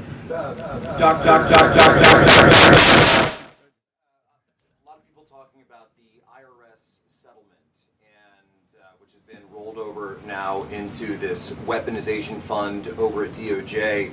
Wanted to get your comment on the decision process, as much as you can tell, how that settlement came to be, how it was rolled over to DOJ, and then the process for those funds now as it's played out. Good. So thank you for the question. This is going to be the only question I'll take on this matter today. So there's ongoing litigation, so it'd be inappropriate for me to comment. President Trump is a great American who has endured more than 10 years of nonstop harassment and weaponization from the federal and state government actors. A bad actor at the IRS leaked more than 400,000 tax returns, including the Trump family, all the employees, and that's how we got here now. No American should be targeted for political reasons, and every citizen deserves fair treatment and full protection of the law. The Department of Justice represented Treasury and the IRS in this matter, and I'm going to have to refer any questions to Acting Attorney General Todd Blanche. So. Treasury Secretary Scott Bessent there with his matching watch and tie. We think it's a Garmin. It's bright blue. Or it could be a Rolex that just matches the tie. Or a tie. Timex. Or, I mean, that's possible too. Interesting, that last question that we aired was asked by Jack Posobiec, friend of the Annie Frey Show. And it was about the weaponization fund. The left is losing their mind over this establishment of that.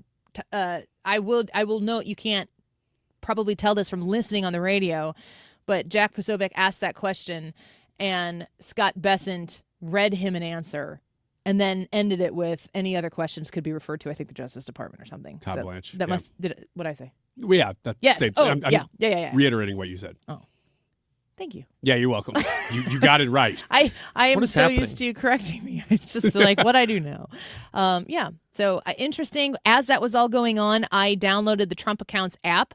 I have set up Trump accounts for all 4 of my children. The Dell family of the Dell of the farmer in the Dell. Mm-hmm. I accidentally signed up for the farmer accounts. You got the $250. You're on farmersonly.com over there going, where's my money? I'm here for a sugar mama. The Trump accounts that I set up for my kid, I was the first Trump accounts that my tax guy set up. He's like, I haven't done this before. You just need to get to the IRS form 4547, easy to remember, to set up Trump accounts for your kids.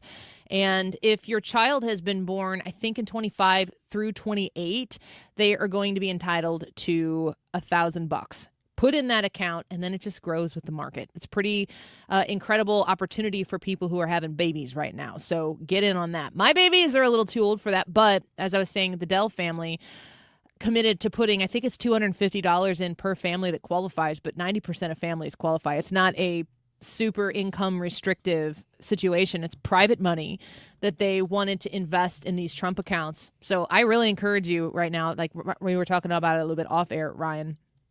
The opportunity exists there for my kids, for your kids. And if you're listening right now, make sure your kids and grandkids are signed up for Trump accounts.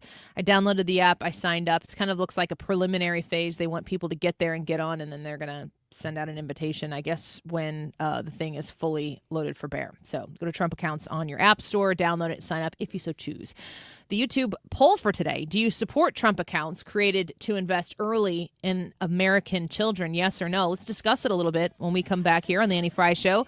We would love to filter your questions and comments in from the Annie Frey Show text line, 314-241-9797, 314-241-9797. Go vote in the YouTube live chat poll. Leave us a comment. We'll be right back. It's my right to be hellish. I still get jealous. You're too sexy, beautiful, and everybody wants to taste. That's why I still get jealous. You're too sexy, beautiful, and everybody wants to taste. Stewart's American Mortgage bagel loan guy calls it a bagel because a bagel looks like a zero. You pay $0 in closing costs on a brand new mortgage, on a mortgage refinance, even on a cash out mortgage refinance. You go through the process, you lock in the lowest rate available to you, that he's going to be able to do that just like anybody else is. But when you go with Stewart's American Mortgage and you get to closing, no closing costs. He covers them for you. You also do business directly with Stewart. 314-324-4440. That's the number to call, 314-324-4440, and talk to him about a bagel loan. Right now, though, and for a limited time only, you can lock in a 1% lower rate for the first year of a new purchase on a 30-year loan, a new purchase, 30-year loan, and still qualify for the bagel loan. You get that 1% discount on the first year. This is an incredible deal. He is competing hard for your business. I am a 2-time customer of the bagel loan from a refinance, and I am a very satisfied customer. 314-324-4440. Google the bagel loan, NMLS number 226715. If you're drowning in IRS debt and can't afford to pay, then you need to take advantage of special IRS tax programs that are available and free yourself from IRS collection efforts once and for all. Due to the financial hardship consumers are facing throughout the country, the Internal Revenue Service has made it easier to settle delinquent tax problems. An open phone line has been established by Community Tax for consumers to call and see if they qualify. Take down this number or store it in your cell phone, but call the Community Tax Helpline at 800-642-3615. If you owe back taxes to the IRS and cannot afford to pay them back, or even if you have years of unfiled tax returns, there's no need to fear anymore. But you have to call the Community Tax Helpline today at 800-642-3615 for the help that you need. Don't take on the IRS alone. They can attack your wages, savings, pension, home, and even your Social Security check. Call 800-642-3615 for your free consultation and to see if you qualify. That's 800-642-3615. The YouTube live chat poll is: do you support Trump accounts created to invest early in American children? Yes or no? Let us know, and we will be following this throughout the show. And as we are with Scott Besson speaking about it just now, it is 1:35. This time check is sponsored by Jerry Kelly Heating, Air Conditioning, Electrical, and Plumbing. It's time for a $98 AC tune-up. JerryKelly.com. Built in the heartland, for the heartland. 97.1 FM Talk, St. Louis Conservative.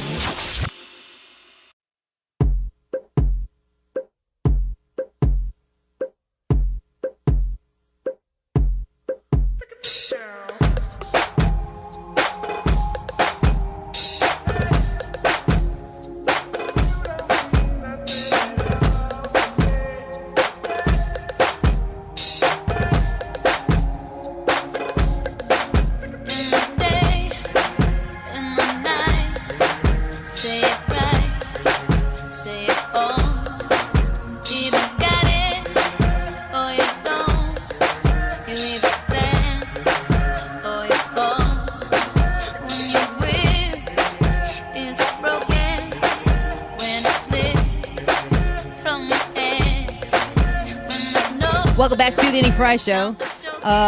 Trump accounts. That's the YouTube poll for today. Have you signed up yet? Are you in a position to sign up for these? Some people won't qualify. I mean, we can't get them for ourselves.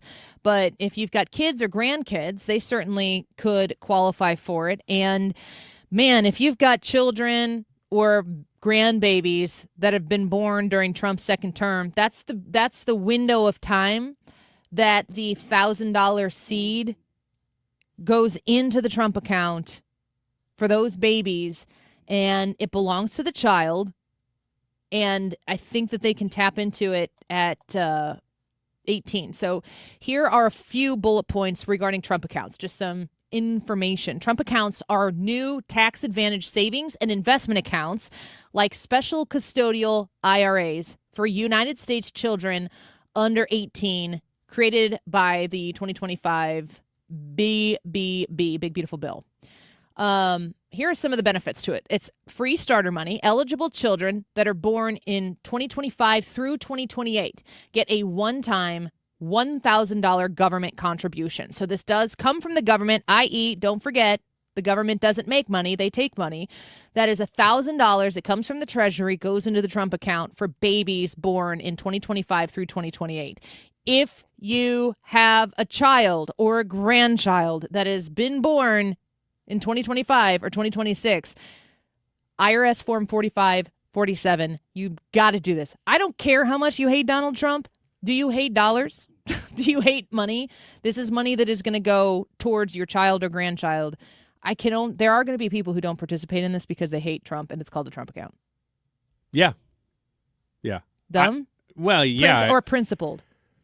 I know. I just don't know why you would turn it down. It's just free money. I mean, it's like, okay, turn down the Trump account, but then also turn down every time there's some sort of tax rebate on anything. If there's anything associated with this government that makes you any sort of money back from or taxes, tax credit or anything, then you got to say no to all of it. Tax deferred growth with this money, the earnings like dividends and gains grow without annual taxes. They're only taxed on withdrawal, just as ordinary income. So the money goes in, it's $1,000. You don't have to pay any tax on that unless we get to unrealized gains. Long-term boost helps build wealth for children through investing. Can be used later for retirement. It can be used for education. It could be used for home buying once the child turns 18. Flexible contributions, parents, family, employers. Hello? Employers. Yeah, I think we're listening. Your employers can add money with limits. No earned income required for the child. So you can create, like a Roth IRA or whatever for your kid if they have earned income. And there are a lot of ways that you can make that possible.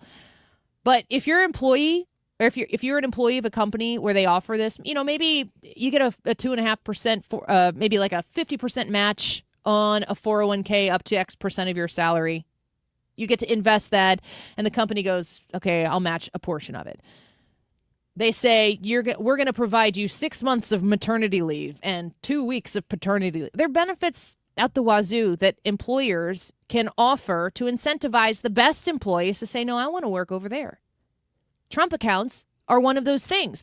If companies out there want to get the best people or offer the most benefits, they might say, we'll put in $100 every year for your kid. Doesn't sound like much, but when you put it in when somebody has a baby and that child is, let's say they're 2 years old, and you put $100 in and they work there for 10 years, you've put $1,000 that's going to compound interest for that child that they're going to be able to have access to at 18, but not have to withdraw at 18. That's a benefit. I would say no to that if my employer wanted to do that, which is something about the Trump accounts that I really appreciate is mom and dad, grandma, grandpa, godfathers, godmothers, dear friends, aunts, uncles can contribute to this for birthdays or something, even to a small extent, and it's going to compound and set up this child for success right away. So you're talking about the process begins with a publicly funded foundation, but after that, it's privately increased, can be at least. And then the last benefit listed here is financial head start promotes savings and investing from birth. It gets kids in the game of investing and enjoying compound interest with the most time you can possibly have when it starts when you're a baby. Some of the concerns that are listed here on a Grok list that I compiled. Those who can afford extra contributions see big growth. Low-income families get little beyond the $1,000 seed. That's lame. Anybody who's using that, like the fact that wealthier people would be able to access more money because they're setting aside more money, and you're complaining that like the $1,000 all I get. Basically, you're complaining that wealthy people have Are money. Wealthy. Yeah. If you got a problem with that, you're in the wrong country. Modest benefits for most without extra deposits. Growth is limited. Yep, that's the understanding of compound interest. But if you had it, I mean, think about did you ever get an allowance? Mm-hmm. How'd that work in your house? How'd you earn your money, or did you just get it for existing? I think I had to take out the trash a certain number of times per week and do a couple chores. Did you get paid per chore, or was it like you get this much money? It was per week. And here are your expectations. Yeah, that was the expectation. Ethan, did you get an allowance of any kind? I did not. You just got whatever you wanted? No. He went to the store and he said, I Neither. want that and I want it now. Yeah. Neither. Sometimes the answer was yes. Sometimes the answer was no. So in my family, maybe a little bit of the type A nature that you guys might be familiar with me. My dad had this piece of paper, and I have an older sister and a younger brother. And at the top, every week, he would print out a list, and it would say my sister's name at the top, Annie, and my brother's name. I don't know if they want their names associated with this. And it was our chores for the week. And so there'd be a bunch of, we got paid $0.25 a chore. That's just what it was. It didn't really matter if the chore was, there was no like, oh, this chore's worth $1. It was $0.25 a chore. And it was really more of an expectation, like these are things you need to help with around the house, and I'll throw a little change at you at the end of the day or the end of the week. So at the top was a list of all of our chores. My sister was A++ at everything she did. However good you could do it, she did it better. My brother is a little squirrely, but I mean, my brother and I are very similar in a lot of ways. But he's the baby, he's the only boy, he's the golden child. I was neither of those things. I was the pill. And at the bottom of the sheet, which was like half the sheet, there was a line, and at the bottom there was a subject line, and it was demerits. Demerits? Or deparents? Demerits. Okay. Do you know what a demerit is? Mm-hmm. Okay, good. That seems like a word that children shouldn't know. I was very familiar with it. You got $0.25 per chore that you did. And the demerits cost you $0.25. And I would frequently owe money. Uh-oh. Annie. I know, I'm terrible. Do you Bad still child. Probably. With interest. Dad, do I owe you money? So this was smart on your dad's part. Yeah, He was investing in his future I think he was self. using me. He's like, she's got a bad attitude. And let's make her do something and take her money. The problem was I didn't have any money to give him. I just ended up having to do more chores. So yes, again, brilliant parenting. Worked out really move. well for your dad. Yeah. Actually, I guess it was probably just my sister was probably like earning extra. She's like, I did all these other things, Mom and Dad. Here, you can have it's gotta Annie's come money. from somewhere. Wait until Annie pays us and makes good. It's 2026, and she's still waiting for her $16. And What's the interest on that, though? Now with inflation, I was not a bad kid, but I just argued a lot, which is shocking to everybody involved, I'm sure. So, like, when you think about discipline with children today, how do you discipline your kids? You don't need to give me specific examples of your kids because your kids are angels and they're wonderful. But if you're going to invoke discipline, do you have to do certain things? Well, with one of them, I'll say, I won't say in particular which one, but it's the I youngest don't one. want His name's River. Oh, Brian. He will not clean up after himself. Yeah. And it's not because he is trying to be defiant. It's that he cannot remember. He sees something else and he's done with dinner. He's off. Yeah. And you're like, doesn't- River. It's always there. And so we've had to try to find something that will motivate him to do it. We tried. There's positive reinforcement. And there's negative. And there's negative reinforcement. And we tried both ways. One of them would be like, oh, we'll reward you with something. The other was, we'll take money off your board, because we don't do allowance the same way. We have money on a board. It's just like everything goes onto the board. It's like an account. And we'll take money off the board if you don't do it. Or we'll take sugar away, because he's a sugaraholic like I am. I don't know where he gets that from me. That didn't work. So now we're going to take away 10 minutes of TV time. He's not being defiant. He cannot remember to do it. It's just not locking in. How do you know? How do I know what? That he's not being defiant. How do you know that he genuinely Because can't remember? he's very sorry Okay. about doing it every time. Don't you feel bad for him too? I do, because I know you don't want to not do this. Is this your struggle? What? Do you have this? Does he like, you said the sugar thing? It's the worst to watch your kids struggle in the way that you yourself struggle. Uh-huh. And to not get out of their own way. No, I'm fine with this. Ryan just looking back at the table and seeing his plate there too. Let's talk a little bit more about this when we come back. Allowances. Did your parents give you demerits and make you pay them? Look how far I got. Look how good they did. Oh, they did great. Oh, sarcasm detected. That's okay. We're going to go to break. Fantastic. Do you support Trump accounts created to invest early in American children? Yes or no? Go vote in the YouTube live chat poll and text Ryan on the Annie Frey Show text line 314-241-9797. More when we come back.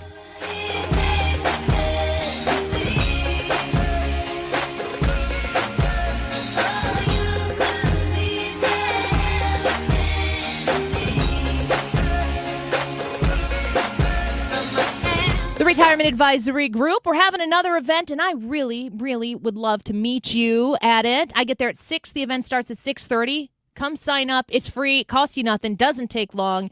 And we get the chance to chat for a little bit. Mark Reardon will be there. Mark Cox will be there. All you got to do to sign up is call 314-993-9494. The event is Tuesday, June 16th at the Doubletree Hotel in Chesterfield. It starts at 6:30. I get there at 6, so come early. Sign up, and let's have a little Annie Frey Show party here at the Protecting Your Retirement educational event. They're going to teach you how to create a worry-free retirement. It's really an incredible opportunity to sit and listen, to get some free advice, to learn how the folks at the Retirement Advisory Group have been helping people just like you in your late 50s, early 60s, near retirement, maybe just retired, make great decisions about what to do next at this point in your life. It's a very exciting time, but it can be a little anxious and worrisome too. Get rid of that worry with the Retirement Advisory Group. Tuesday, June 16th at the Doubletree Hotel in Chesterfield. Starts at 6:30. I'll be there. You'll be there, but you got to reserve your spot. 314-993-9494, retirementkey.com. Hey, St. Louis, this is Brian Kilmeade. You know, I always have a great time when I visit you guys, and I'm coming back this November. So join me, Brian Kilmeade, by getting tickets for the show at The Factory at 971talk.com/events. Meet Linda. She's stuck in a school pickup line, thinking about what to make for dinner. Are the kids' practice jerseys clean? If she sent out that last email before leaving work. But you know what she's not thinking about? Her HVAC system. Linda is a preferred partner with Air Comfort Service Heating, Cooling, and Installation. Members get 2 HVAC system checks per year. We clean and inspect your HVAC systems at each visit. Partners also get priority service and exclusive discounts starting at just $19 per month. Life is chaos, but with Air Comfort Service, you'll have peace of mind with your HVAC system. Visit aircomfortservice.com today. After all, comfort is our middle name. Spring and summer air should feel fresh, not full of dust and allergens and whatever winter left behind in your air ducts. Mark Cox here. You know, your vents are the lungs of your home, and if they're dirty, you're breathing it in every day. That's where Zero Res comes in, backed by thousands of Google reviews and a 4.9 rating. This month only, get a whole system air duct cleaning for just $5.99. 314-474-2020 or visit ZeroResSTL.com and ask for the 97.1 special. The Annie Frey Show is St. Louis conservative.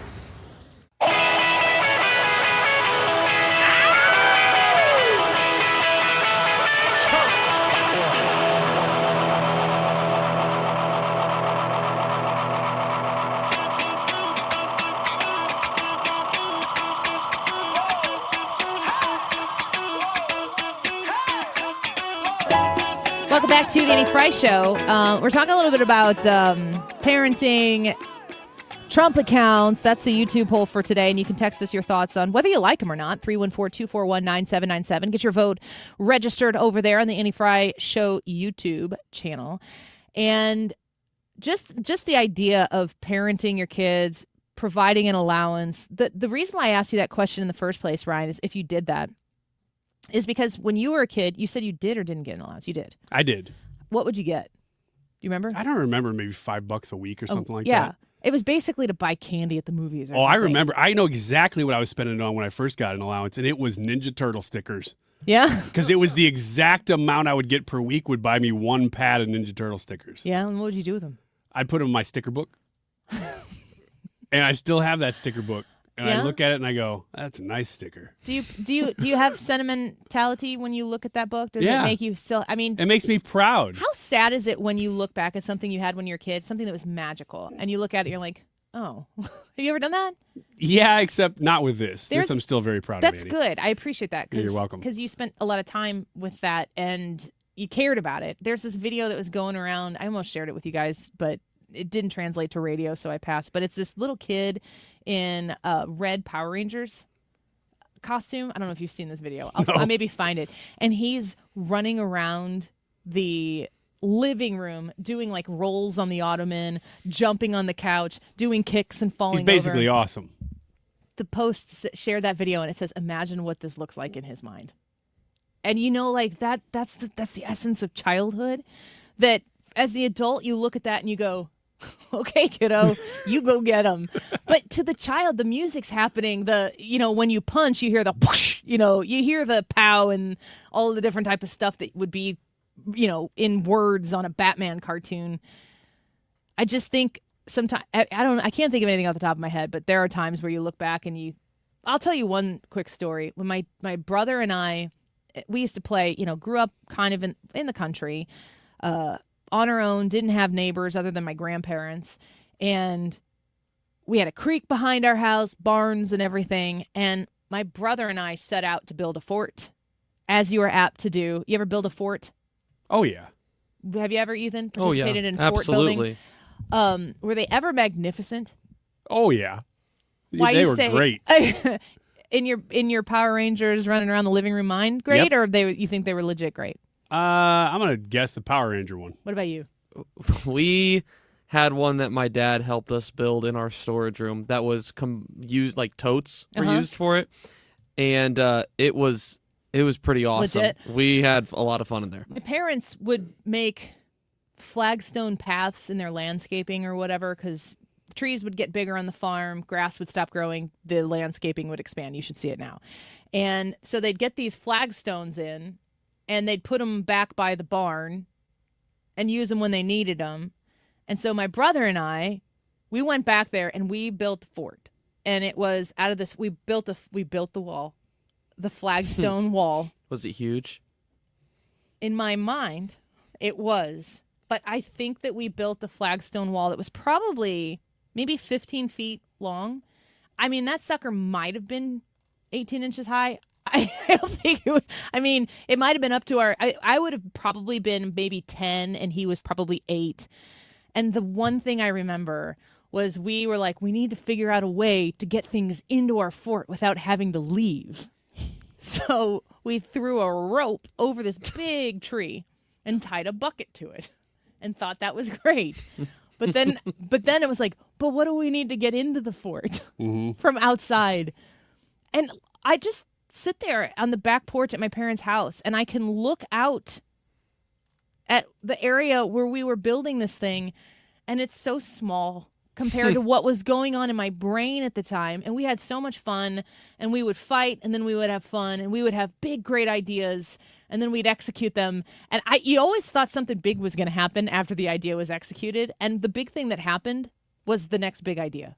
You just kept rolling with that creativity. And going back to that Ben Sass post that we discussed a little bit earlier about the indoor childhood, kids don't think in those ways. It might seem kind of boring to say, like, go out and play with the rocks, go build a wall or whatever. But when you're thinking about Power Rangers kid, or what was it that you just said, your sticker book, like how cool it was to go invest the money that you had made and put stickers in a book. Like these types of things that you do as a child, when you become an adult and you become so jaded by life and experience, when you have an indoor childhood, you do lose the opportunity, the force to be bored so that you have to entertain yourself.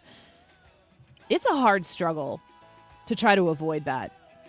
This was all to say people could Did you have to tithe at all from your allowance? Did you have to put anything in the church plate? We were supposed to. Yeah. Well, tithe and put 10% in your Trump account.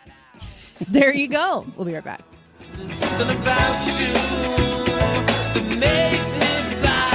Gentlemen, Mark Cox here. When's the last time you actually felt like yourself? Victory Men's Health specializes in hormone optimization, sexual health, weight loss, and longevity. It's built for everyday men who just want to feel better and perform their best. They already have offices in Town and Country, Sunset Hills, O'Fallon, Missouri, and O'Fallon, Illinois. They're about to open a new location in Glen Carbon very soon. It's a higher standard of care just waiting for you. Learn more at victorymenshealth.com.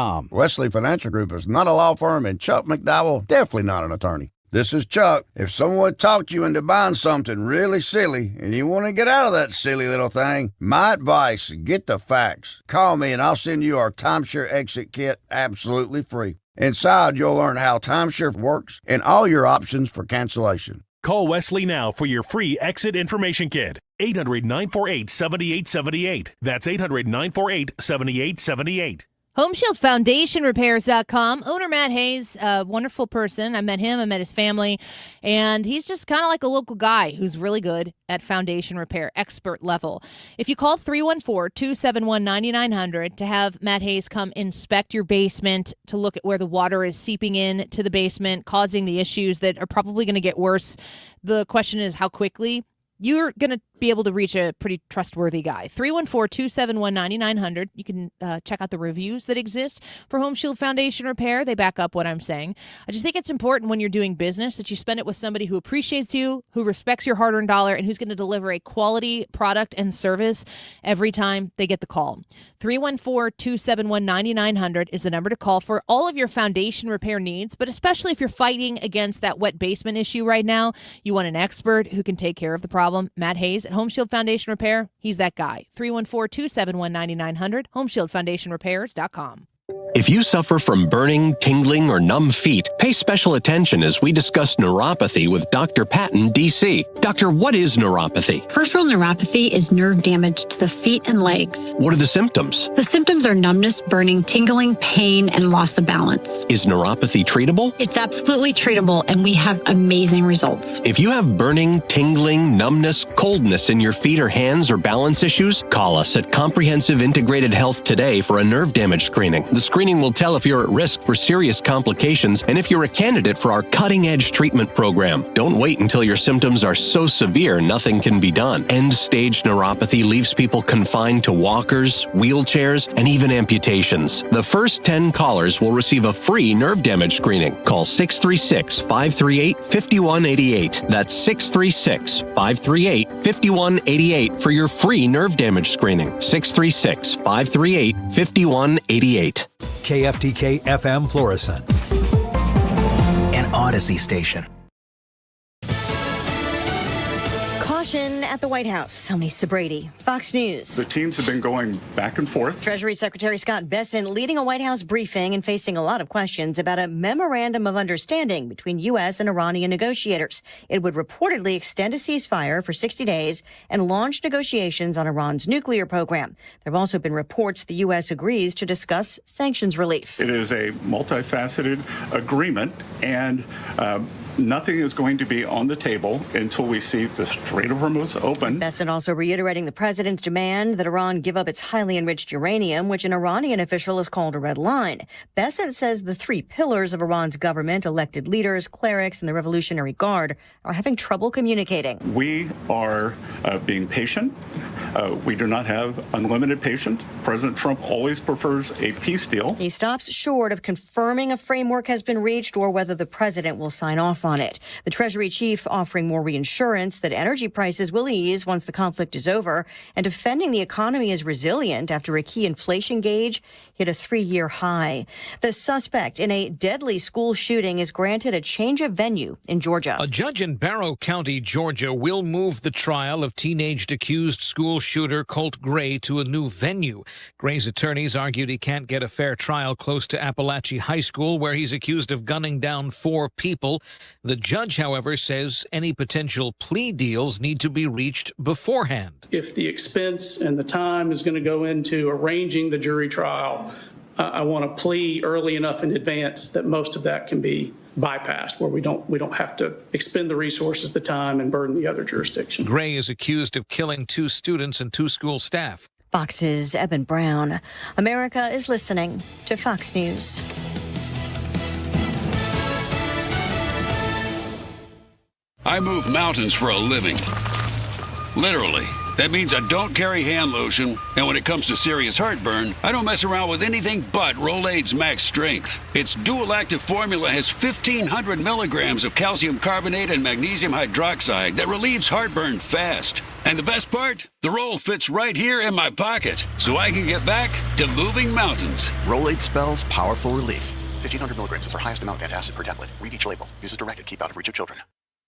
My name is Whitney Allen, and I'm a widow. My husband, Ryan, died. We never thought we'd ever have to use life insurance, but the unexpected happened. With Ethos, signing up was fast and 100% online. You can get a quote in seconds, apply in minutes, and get same-day coverage. No medical exams, and you can get up to $3 million worth of coverage. I'm grateful we were prepared. Get your free quote at ethos.com/term. That's ethos.com/term. Paid spokesperson. Time spent on application may vary. Online health questions required. Air Comfort Service, heating, cooling, and insulation. Weather. Pretty nice Thursday afternoon. Partly sunny skies. Nothing more than a spot shower. 85 for the high. Lots of clouds take over tonight, but the evening is fine. 65. Friday, mostly cloudy. Nothing more than a spot shower or a rumble of thunder, but very limited. 81. The weekend, partly to mostly sunny skies. 83 on Saturday. 81 on Sunday. This is 97.1 FM Talk. Chief Meteorologist Dave Murray. The Annie Frey Show is sponsored by Air Comfort Service Heating, Cooling, and Insulation. Upgrade your HVAC system now, and you could qualify for Carrier Cool Cash rebates up to $2,600 and 0% financing for up to 72 months. Rebates available for a limited time. For a free estimate, aircomfortservice.com. Annie Frey, Ryan Wiggins, Brad Ring. That's us. That's right. Gotta love this American ride. What do you want from me? I'm not America's sweetheart. For goodness sake, kid, keep your voice down. Your father's listening to the radio. I'm not America's sweetheart. This is the Annie Frey Show on 97.1 FM Talk. Welcome back. The YouTube poll for today. Do you support Trump accounts created to invest early in American children? Yes or no? Treasury Secretary Scott Bessent was doing the press briefing just a little bit ago. We aired some of that on the show and talking about how that has... there's an app you can download. I downloaded it during the press briefing. So if you've signed up for Trump accounts, I very much so encourage you to get on that app and sign up. And then when it goes fully live, you'll get a notification that it has done. If you haven't signed up yet, especially if you've had a baby or a grandbaby born in 2025 to now, that's going to get $1,000 seated in it. I think the date is July 4th. That those accounts are supposed to be seated with that $1,000, which means once that money gets invested in there, it's going to just start growing in compound interest. So you're going to want to get on there, sign up for your Trump account, IRS form 4547, and get that part going. If you have a child who is, I think it's under the age of 16, I'm going to have to look at the specific age restrictions. I believe my son, who is 16, he'll be 17 in December, is eligible for it. You can still sign up for them. You can still invest in that account for them. You put that money in, and it's going to grow over time. They can invest in it. And I think that the key point of this app, Ryan, is that when people have that app and you have your Trump account there, that your kids are going to be able to look at that and watch it grow. I think this is a hard core investment in education for young people about the importance of investing money and watching it grow. It would be the same as in the old days, going out when your child was young and planting a cherry tree. Oh, God. And watching that cherry tree grow every year. And Don't then you it gets... have dead fruit trees in your yard? I do, but not in the olden days. They didn't ever. They knew how to cultivate those because things. Your dad gave you an allowance and not a cherry tree. That's right. He Bob. didn't say, let's grow this Bartlett pear tree. Did you call your mom yesterday and apologize for the way you talked about her? No, she called me and apologized to me. And I just sat there and listened and said, yeah. That's how you said it? Uh-huh. I have Mrs. Wiggins' phone number, but not that Mrs. Wiggins, and I might need to get your mom's phone number. No. I might need to apologize on behalf of the show, the platform, No. the public airwaves. You'll be fine. You know what you need, though? No. Is next time you have a kid, get a cherry tree. Okay. Next time I have a Next kid. time. Yeah, let me put that note. Jared, just don't you even worry about it. Anywho, which one am I doing here? Okay, let's dip back into Biden world for a second, because what is Jill Biden doing? This is on Sunday morning. Were you horrified as you saw it unfold? I wasn't horrified, I was frightened, because I had never, ever seen Joe like that. She's talking about the debate.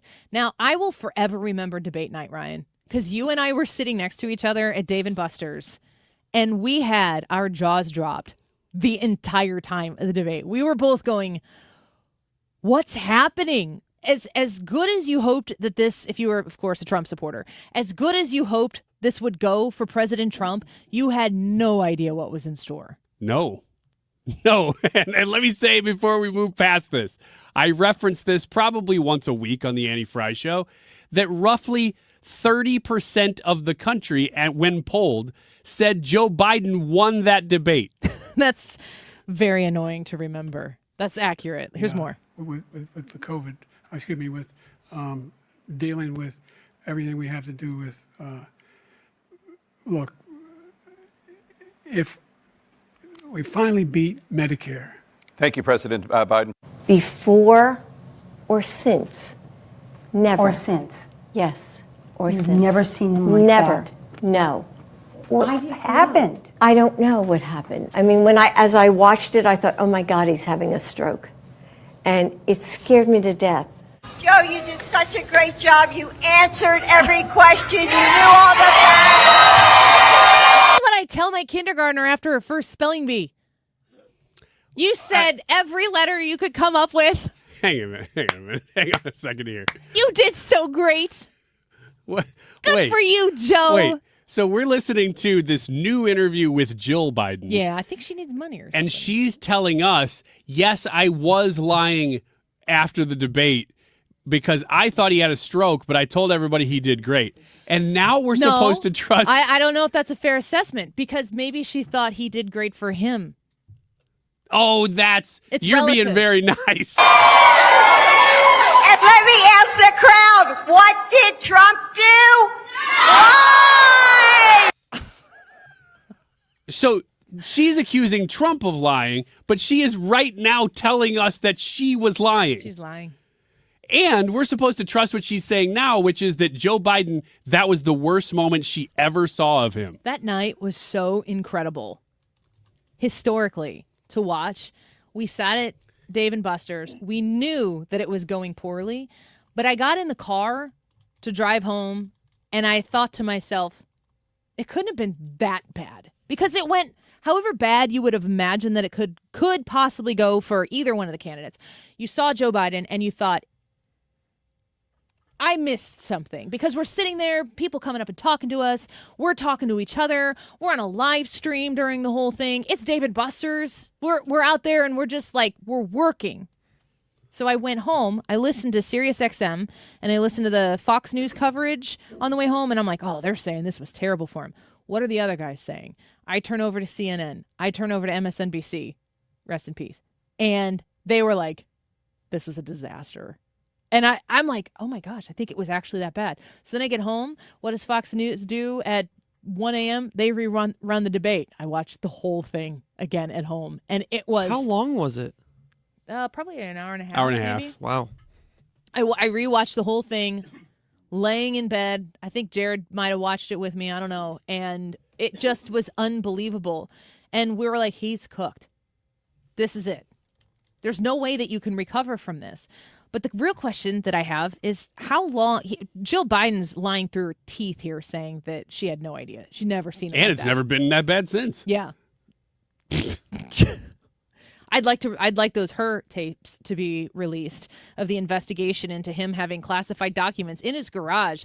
I mean, President Trump had a skiff, had a secure location at Mar-a-Lago, and apparently had some documents that were deemed to potentially be inappropriately stored there in a secure place. Joe Biden had them in his garage in boxes. Water damage could have ruined them. And they raided Melania's underwear drawer. And when they went to interview Joe Biden to be like, gosh, you got these boxes and some classified documents. You weren't the president. You weren't even the vice president. You were a senator and you were writing a book and you had classified documents. It's incredibly worse of a scenario and a setup. If Donald Trump would have had all the same details that Joe Biden had in the possession of those classified documents, I think he'd still be in trouble for them. Actually in trouble for them. Joe Biden says, man, that one time, it's such a shame that the one time he was really that bad, it was super public. Okay. Give me a break. Okay, there's a point that needs to be made here, though, and that's that when you were leaving that debate, like you said, we were at Dave & Buster's that night, so there's a lot going on. It's kind of a party atmosphere. It was a weird party atmosphere because our people who were there, yeah. I mean, obviously very much in support of Trump, our crowd, having a fun night, but really subdued because of watching this and going, whoa, this isn't even what we were expecting. But anyway, beyond that, you left the night going, did I miss something? Was it really that bad? That's because we were living for 4 years in fantasy land where every time we got on the radio, we could have played a clip of the President of the United States making a horrible gaffe. We chose Making not a fool to of himself. because it was so constant that you didn't even need to play it every day. We specifically on this show didn't. There are times where we definitely played it. I'm not going to say we never did, but I didn't exploit it because I felt bad. And it was daily. It was every single day. We have the clip still. Because I feel like he was barely even out daily. The more The batting average of Yes. appearance that he made was Okay. near 1,000. Sure. Yes, when he appeared, that's correct, Ethan. That's a good point. That he didn't talk a whole lot because they sheltered him so much. The point that we're trying to make here, that is good. Here is Alex Thompson on CNN reacting to this Jill Biden interview. Well, she says that she's never seen him act that way before or since, but in the interviews that, over 200 of which that Jake and I did, other people did see him act like that in the months before and in the months after that. And those moments became increasingly hard to predict. And the White House was increasingly trying to manage them to keep those moments out of public view. And eventually, during the debate, they could no longer hide those moments from the public. I'd also say that what she just said there is very much at odds with what many of Biden's top aides said at the time and have said, since the 2024 election, which is they didn't think the debate was that bad. And they thought the Democratic Party way overreacted. They certainly didn't think that he was having a stroke at the time.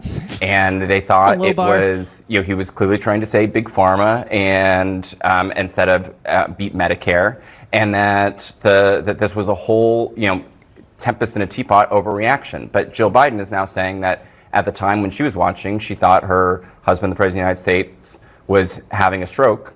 And then also later that night spoke at a rally in which she praised his performance, then also did an event right afterward at a restaurant, and then also let him go and do a rally the next day in North Carolina.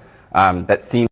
So Alex Thompson on CNN really speaking to the complete and total utter hypocrisy of these people. They will do anything for the political point that is available to be scored right now.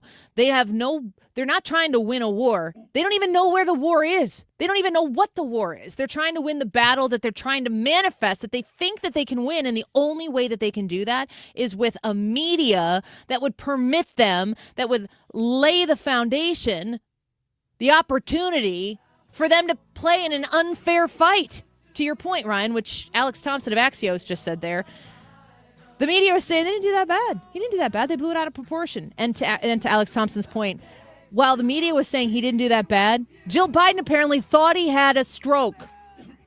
Which is it? That's the entire media apparatus for 4 years in this country was seeing it and was lying to you every day. Intentionally, knowingly deceiving and lying. I believe that Jill Biden is coming out here, just a thought that I have, Jill Biden is coming out with this statement, this kind of deniability that she has, because I think we're probably going to find out pretty quickly how bad Joe Biden was and how much was being managed behind the scenes. And if she can distance herself from the president by committee, that's my thought of what she's trying to do right now. Text us 314-241-9797. We'll get your thoughts on Trump accounts a little bit later in the show as well. Ethan, Sports and Local next.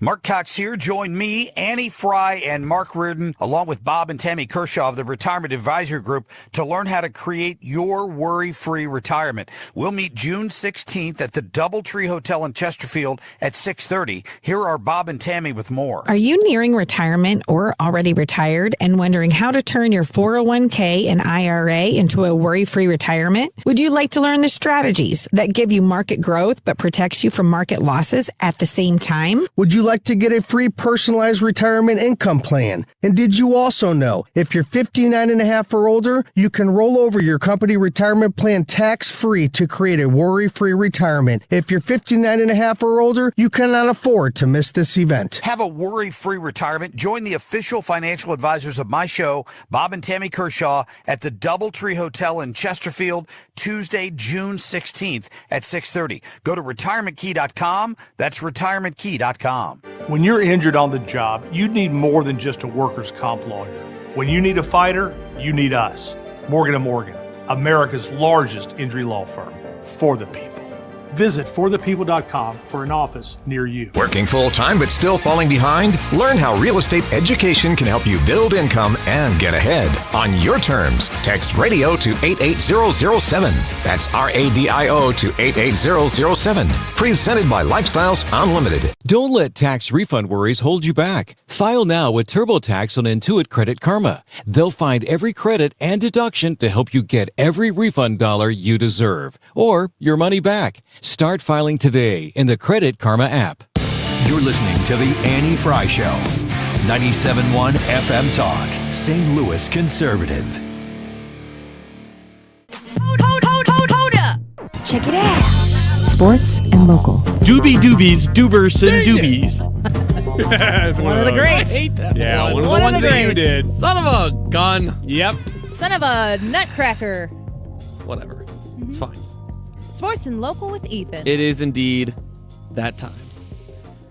Well, yesterday was another depressing day for the St. Louis Cardinals. Are we in trouble? Are we panicking yet? I could start. No, we're not. You know why? Because they're still playing with house money. And the expectation or the purpose of the year didn't change because they had a good start to the year.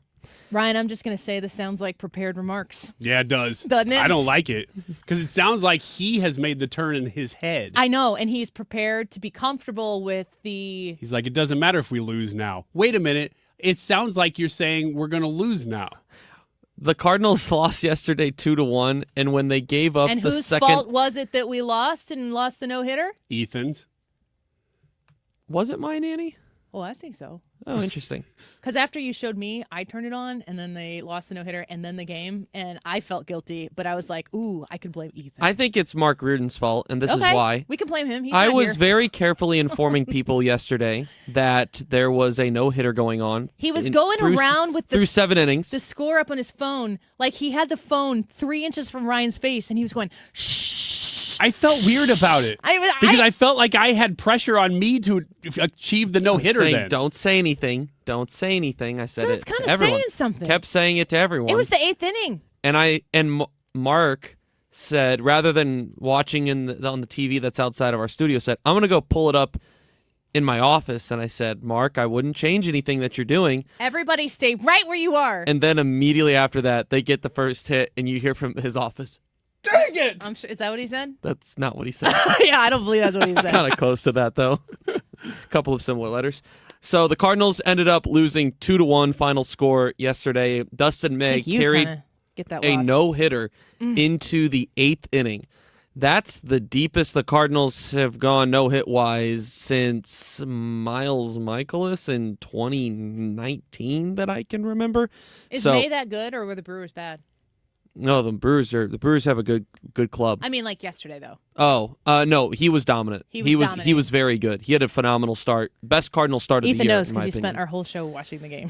Well, that's what tends to go on during these matinee games. So we don't even know they exist, really. yeah, the Cardinals Other than have yesterday. the day off, but it should be an interesting day for their farm teams. 3 of their top 10 prospects are starting games today in the system. I heard Lars Nootbaar was maybe going to... Lars Nootbaar is nearing a return. He was originally thought to maybe have been ready for this weekend series against the Cubs. He will not be. They want to see a couple more things from him. They want to see him be able to start back-to-back games and a couple of things like that as he finishes off the recovery from his Haglund's deformity, where he had the bones on his heel bones, I guess is what it'd be, shaved. They had him shaved because they were too I don't large. like that. Yeah. I don't need to know that. Extremely painful surgery and recovery process. Couldn't walk for a good portion of it.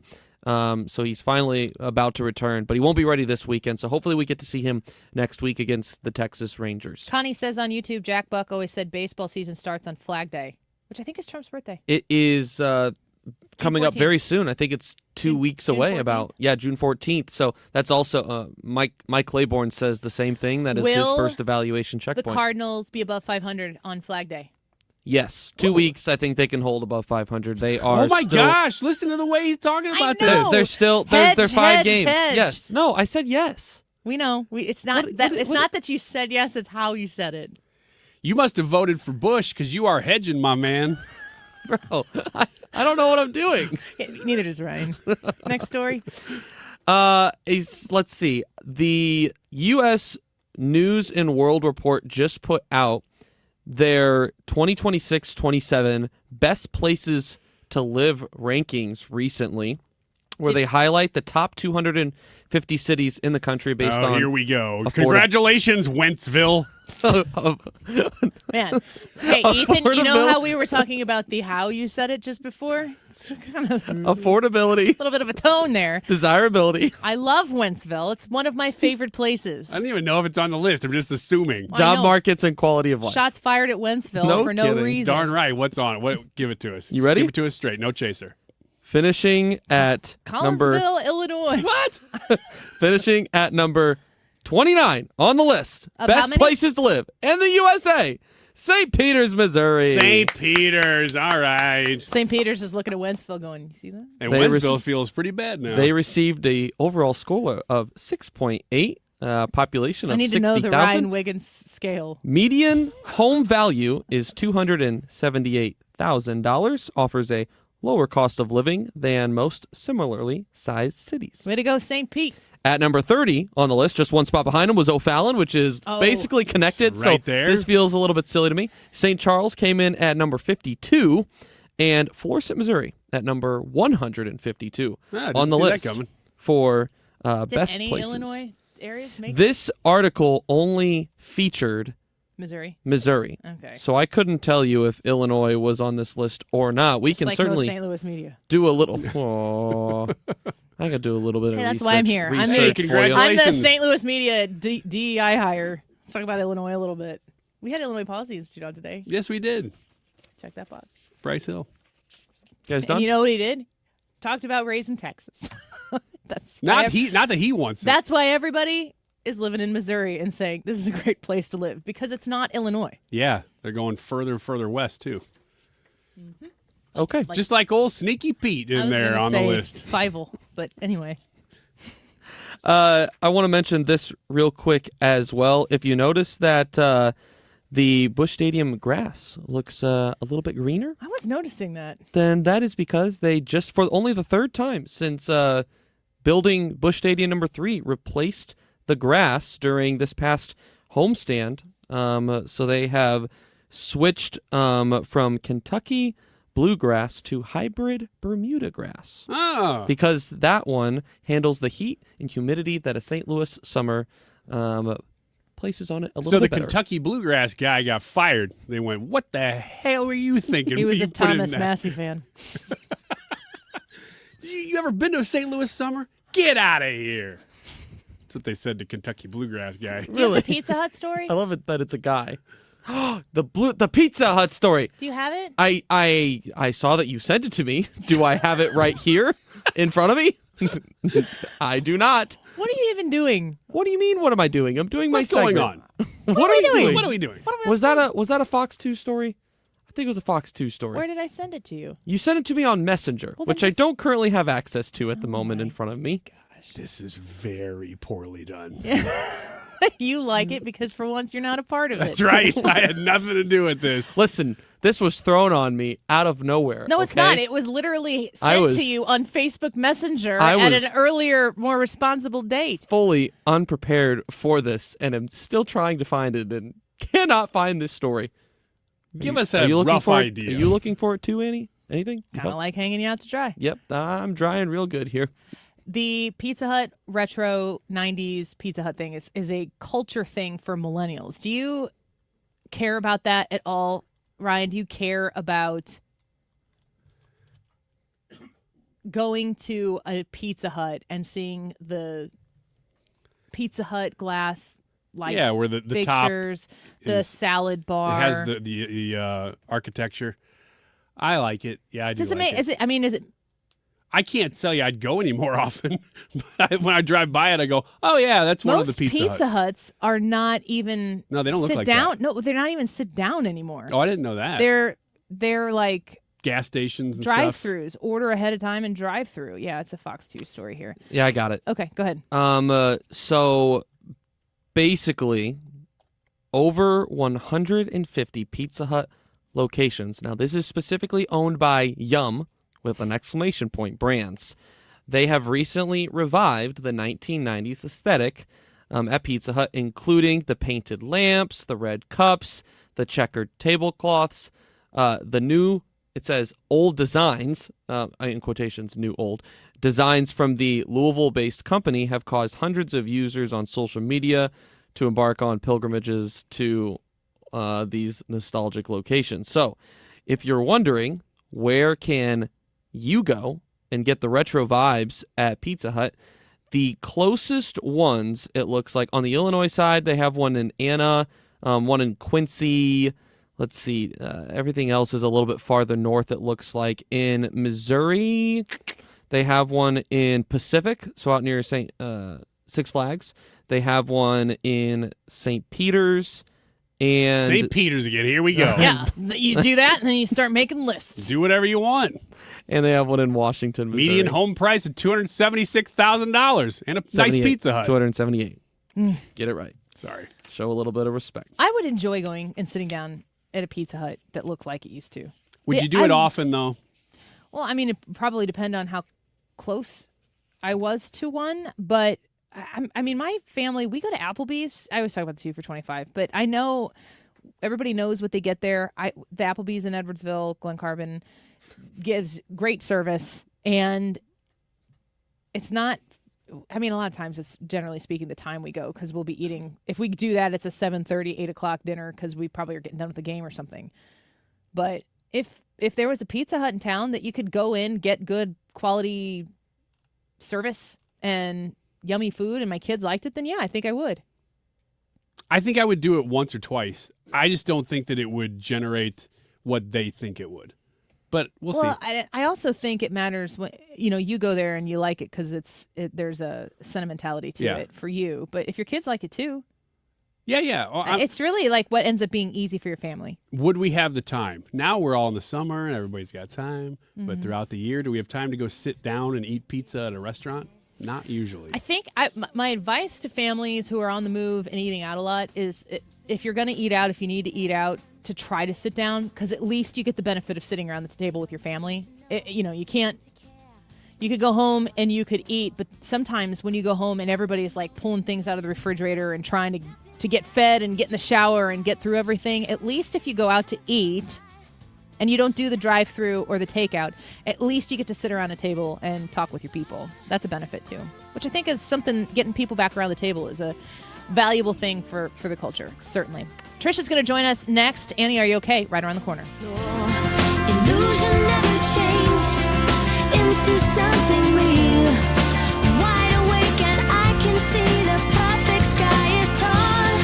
is Arcia, host of True Crime News, the podcast. Every week, we bring you in-depth coverage on cases making headlines, as well as those that go under the radar. Tune in for murders that defy explanation, mysteries seeking exploration, and shocking secrets that will leave you breathless. Each week, we honor the victims by going beyond the salacious in our search for justice. Crime never stops, and neither do we. Listen to True Crime News, available now on the Odyssey app or wherever you get your podcasts. Men, if you're suffering from erectile dysfunction or PE, you're not alone. Most importantly, you don't have to live with it. Paramount Men's Medical Center restores men's sex lives in just one visit. Their painless breakthrough treatments eliminate ED and PE, even when Viagra and Cialis don't work. Here's Dr. Simovitz, specialist in men's health. Paramount Men's Medical Center's painless breakthrough treatments eliminate ED and PE, regardless of age or medical history. 98% of patients see instant results right in the office. Men are now lasting longer than they ever imagined. And the best part,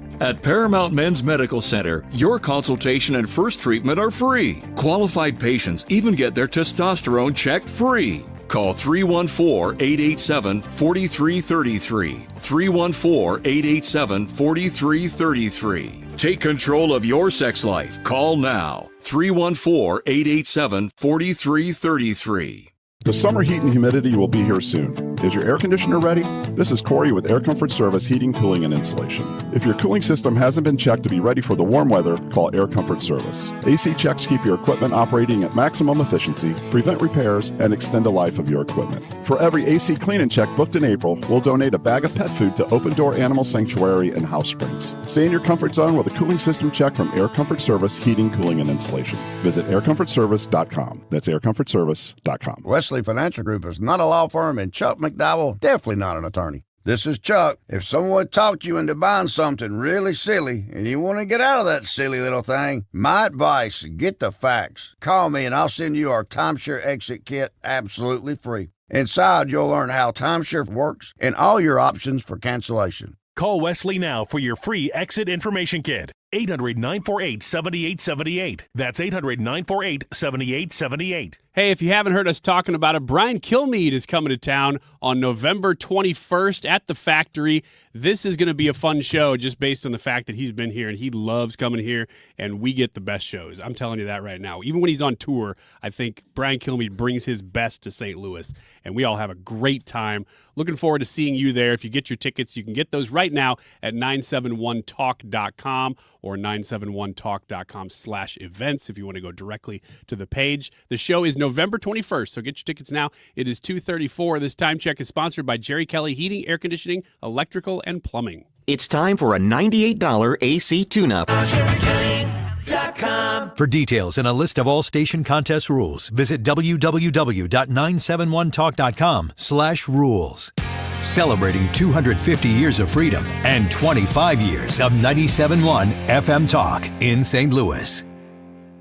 And now it's time to play Is Annie Okay With This? Welcome back, Trisha. Thanks for joining us in studio. Hi, Annie and crew. Hi, on behalf of crew. Hello, crew and now Annie. he speaks for us. Okay, that's frightening. That's horrifying. How are you? I'm good. How are you guys? Happy it's Thursday. Woo! Amen. Almost Friday. Almost Friday. What do you got? Super pigs emerging near Fukushima nuclear zone. Say it again. Say that again, but faster. Yeah, I've got to say it like 3 times in this. Ethan? I have it ready. I'm ready. Ethan on the ready. Go. Dump say button it. is ready. Fukushima what?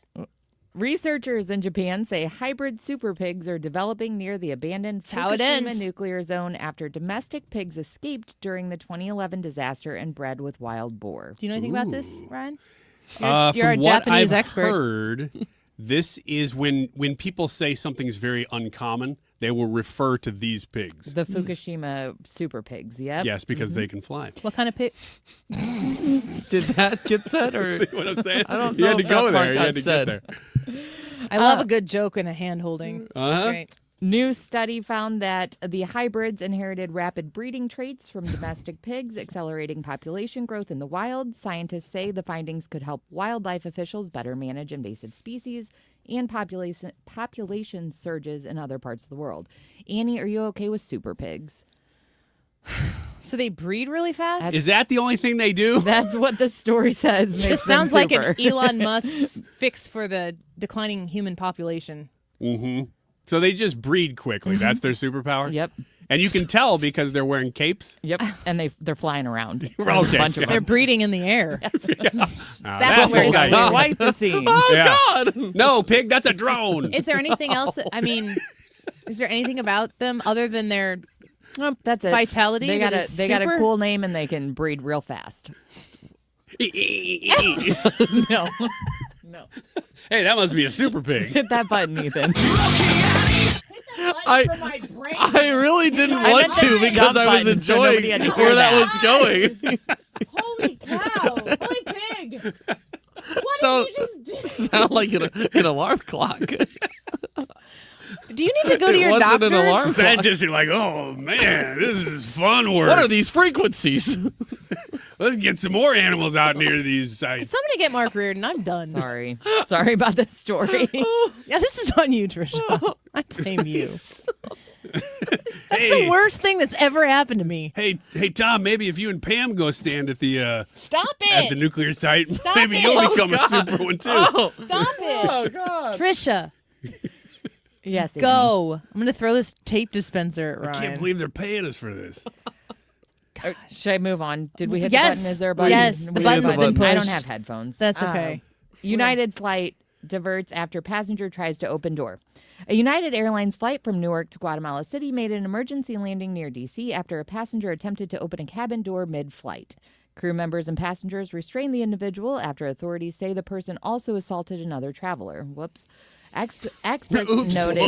Hate it when it happens. Noted it is physically impossible to open a pressurized aircraft door at cruising altitude, but the disturbance forced pilots to land regardless. Annie, are you okay sitting next to an emergency exit door on a flight? No, I really am big on sitting as close to the front of the plane as I can. I want to get off that sucker as fast as possible. But is the emergency exit row, is that extra legroom space? Yep. Is that why people want it? Are you that guy, Ethan? Are you trying I don't try to be, but if it's open, and I mean, I'll take it. would you be able to save people in case of an emergency, or are you jumping straight out that plane? As soon Well, as that door it's not opens? that I wouldn't have the ability to. It's a matter of did I desire. Did I Yeah. listen? No, it's a matter of did I listen to the instructions. Does anybody? Oh, they make eye contact with you when you're sitting there. And I think do you nod get unique. emphatically? You get unique instructions for that Yeah, spot. I don't really know what goes on there because I've never done it. They're like, look, hey, right here, pal. I also think Look about up at me. traveling with children. You can't sit there with children. You correct? can't sit there I don't with think children. you That's can. why you and I never sit there. That's another benefit, probably for people who do sit there. Yeah. There's That no you could, kids. if you were traveling. Yeah. This without all children. comes from a story of a guy accidentally assaulting somebody and then trying to jump out of the plane. Yeah. Huh. What would you do? I saw a video of a woman who was running up and down. She had to be on some hallucinogenic something. But she was naked, at least from the waist up, and she was enjoying herself. Was everybody else, or were they annoyed? Ryan's like, was it a show? tell me a where little they're bit more like, about Yeah. what she looked for like. this. This is I need kinda the cool. details. I gotta look up the video. We'll investigate. Please do. Annie, are you okay with Ryan? Not currently. It was creepy. It was really creepy. And I mean, everybody was kind of videoing. There wasn't a big, people weren't trying to tackle her. There's plenty to hold on to listen, to take her down. Just let her go. I've seen this before. I'd never seen anything like that before. The woman filming was like, says on the video, she's like, I'm trying to keep my camera low enough so that you can't see her chesticles. For what? Boobs.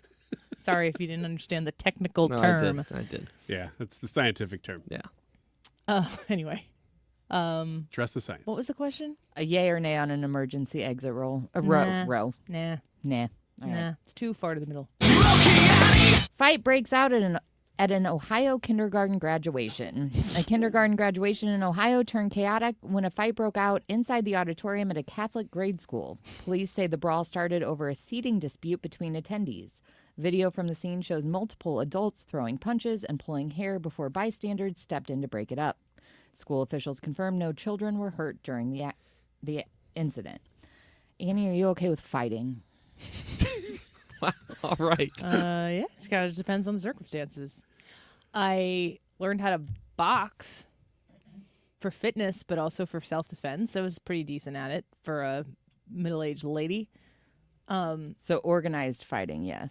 I don't want to watch anybody fight. It's not entertaining for me at all. But through a series of different events that I will not be too specific about, there have been times where I've had to tell my kids, like, if the people who are bullying you continue to come into your space, you defend your space. You don't start it, but you are absolutely encouraged to end it. If you get in trouble at school, we'll go have a day. So is that a sign of getting older?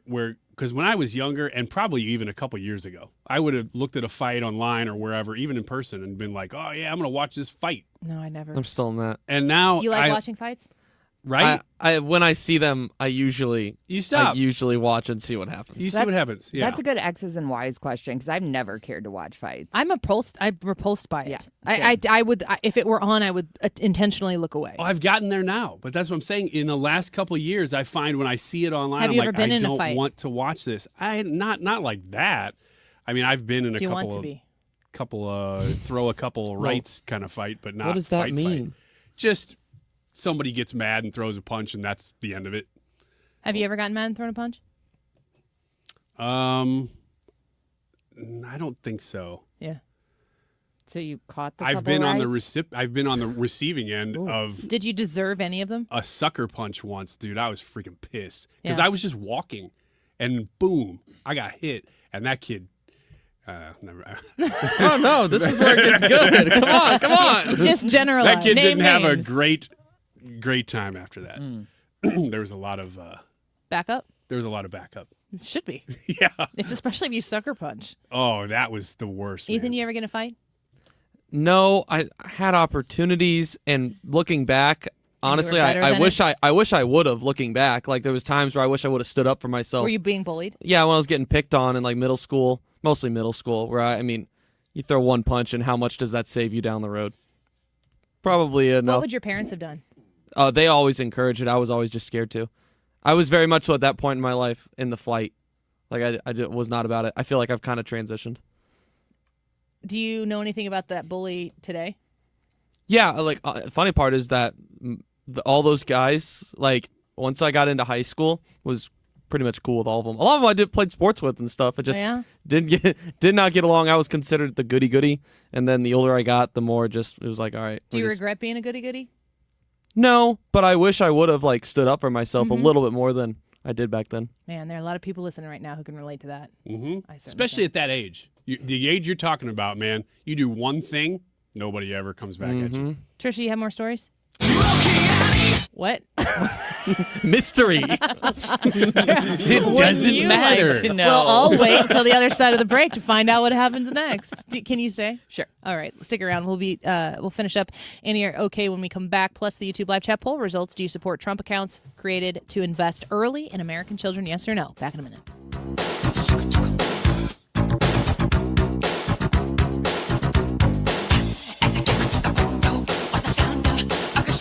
HomeshieldFoundationRepairs.com. A lot of different foundation repair work can be done when you call Matt Hayes at Home Shield Foundation Repair, 314-271-9900.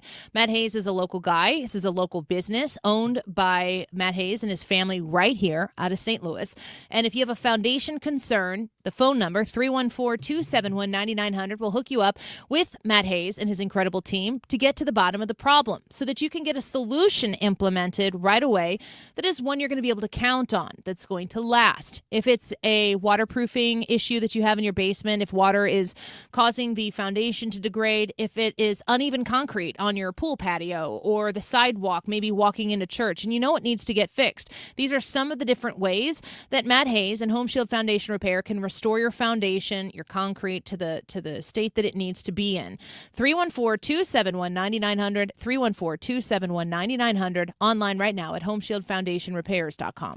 Hey, St. Louis, this is Brian Kilmeade. You know, I always have a great time when I visit you guys, and I'm coming back this November. So join me, Brian Kilmeade, by getting tickets for the show at The Factory at 971talk.com/events.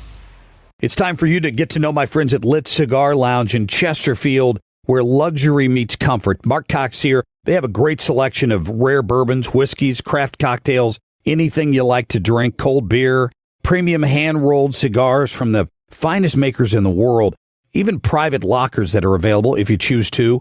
Perfect for date nights or business meetings, and live music every Friday night. Family owned and operated. Check them out in Chesterfield at the District. It's litstl.com. According to MasterCard, nearly half of small businesses have been a victim of a cyber attack. As cybercrime escalates, ThrottleNet is calling on businesses to strengthen their security posture by taking a free online IT security audit right from your desk. This 3-minute online assessment provides an immediate score to see security gaps and vulnerabilities in your network. For 26 years, ThrottleNet has supported your business IT everything right here in St. Louis. In fact, no client of ThrottleNet has ever paid a ransom. So visit throttlenet.com/971 to take the free assessment today. You're listening to The Annie Frey Show on 97.1 FM Talk, St. Louis Conservative.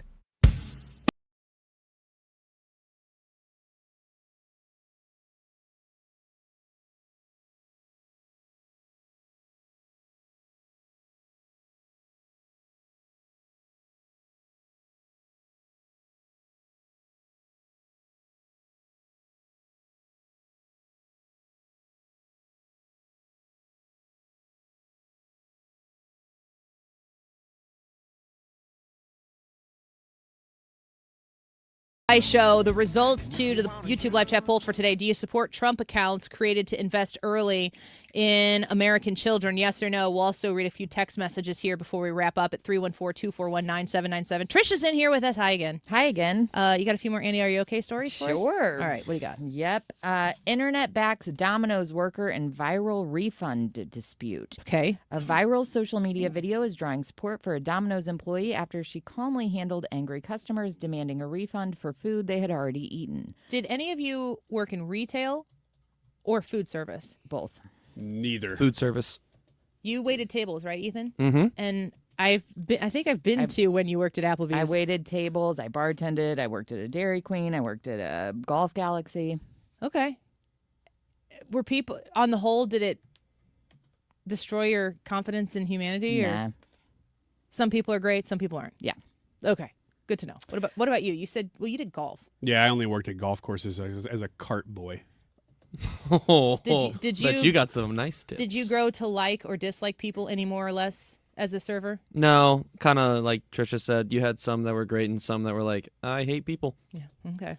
Well, these people kind of weren't the greatest. These customers complained that their pizza was, quote, dry and nasty, but the employees explained that the store policy requires you to return the product for refund. She offered store credit instead, which the group rejected. Annie, are you okay with returning your pizza delivery? I have before. There was one time I got a pizza from Papa John's, and they didn't sauce half the pizza. You opened it up and half the pizza didn't have sauce on it. It just had some cheese. And I just went into Papa John's and I went into the one that we bought it from, and I was like, hey, I said, this is our pepperoni. He goes, what is that? I go, I don't know. He goes, we will remake it for you and we'll give you credit for it. And it was that was just it. I got a terrible one of these stories. What'd you do? So this happened in the last 6 months. We went to Domino's in St. Charles and we're picking up a pizza. I love chicken as the topping on my pizza. And they had run out of grilled chicken. So they ripped up fried chicken wings and they put it in pieces. But they didn't give you a heads up on the pizza. I think they may have told my wife, hey, this is what happened. And she's like, okay. So we try it. It wasn't great. I was like, we should send in a note, maybe get a free pizza out of it, not a big deal. And we get a call back the next day from the manager who did it. And he sounded like his heart was crushed. He was like, that it happened? That someone didn't complained like about it. it? He was like, "I'm really sorry. We ran out, and I'm just so sorry. And you come back and we'll take really good care." Panicked. And I know what to do. I was listening to It's this not even our message. chicken. I was listening to this message on my phone, and I'm like, I feel terrible. I feel like we just failed this guy. It sounded like he was about to cry buy on the you a phone. pizza, I sir. felt so bad. I was like, I'm never gonna complain again. I about think that place. everything costs way too much for quality to be completely deficient. That doesn't mean that some people aren't going to have a bad day or something's not going to go the wrong way. You can always, you have to have a realistic expectation of what, your expectation has to be for the quality of the place. If you're going to a really fancy steakhouse and you're paying $300 for 2 people to sit here and eat, you better get the best quality everything in that experience. If you're going to Papa John's or Pizza Hut or something, that they're the joy of eating there, if that's something that you can say, is that you know what you get every time. It's just the same every time. And if you go and they forget to sauce half the pizza, and you go in and you're like, "You're the dumbest people I've ever met," blah blah blah, and you're like, this is a Papa John's. Yeah, you need to read the room. Be realistic about it, and don't go in and demand free pizzas for a year or whatever. Make it right. Those situations, I think, often rectify themselves pretty comfortably if when you go in to identify what the problem is, you do it in a way that is gracious and not hateful. What about when you can tell this was probably not an accident? Like something... I wouldn't ask them to remake my food. I'd just maybe I think the problem with this story was the people had already eaten the food and then called and wanted their money back. No, it's too No, late. that's slimy. Yeah. Yeah, you can't do that. If there's a deficiency with it, we happened to. We weren't when we were eating the pizza. We weren't very far from the Papa John's, and I think we even peeked at it on the way home. You got to go right back in. If it's something that you take home and you realize that something, or maybe the order's just not right. Maybe you ordered this kind of pizza and they gave you that kind of pizza. If you call them and tell them, like, I have this pizza, it's not right, I paid X for it, and I'd really like to have my pizza correct, I can bring it back to you, or you can send a new one out. Pizza is a little bit of a different situation.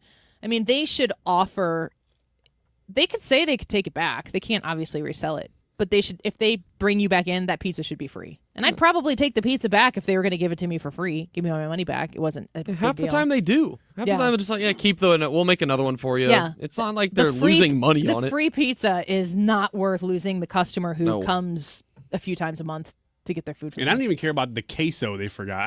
I care because I have to go spend my time going back there now. Yeah.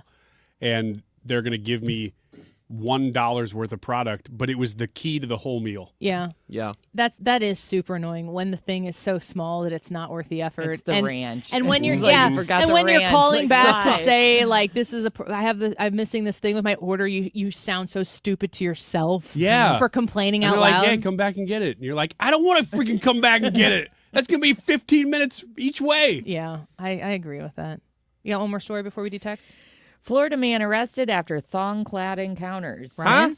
A 79-year-old man is facing multiple indecent exposure charges after neighbors complained about his behavior at an apartment complex. Police say the man was seen walking around in a thong while making lewd gestures and exposing himself to residents and security cameras. When officers arrived at his apartment to confront him, he was wearing a G-string, and he told an officer to jump rope for me, baby doll. Baby what? Baby doll. Okay. Good thing this isn't in Oregon. He was arrested. Annie, are you okay with thongs in public? No. Like at a beach? Anywhere. I'll tell On you anybody. what, you go to a water park these days, you're going to be seeing some butt cheeks. Yeah. It's just commonly Are acceptable. you okay with it? It's a good X's and Y's question. Yeah.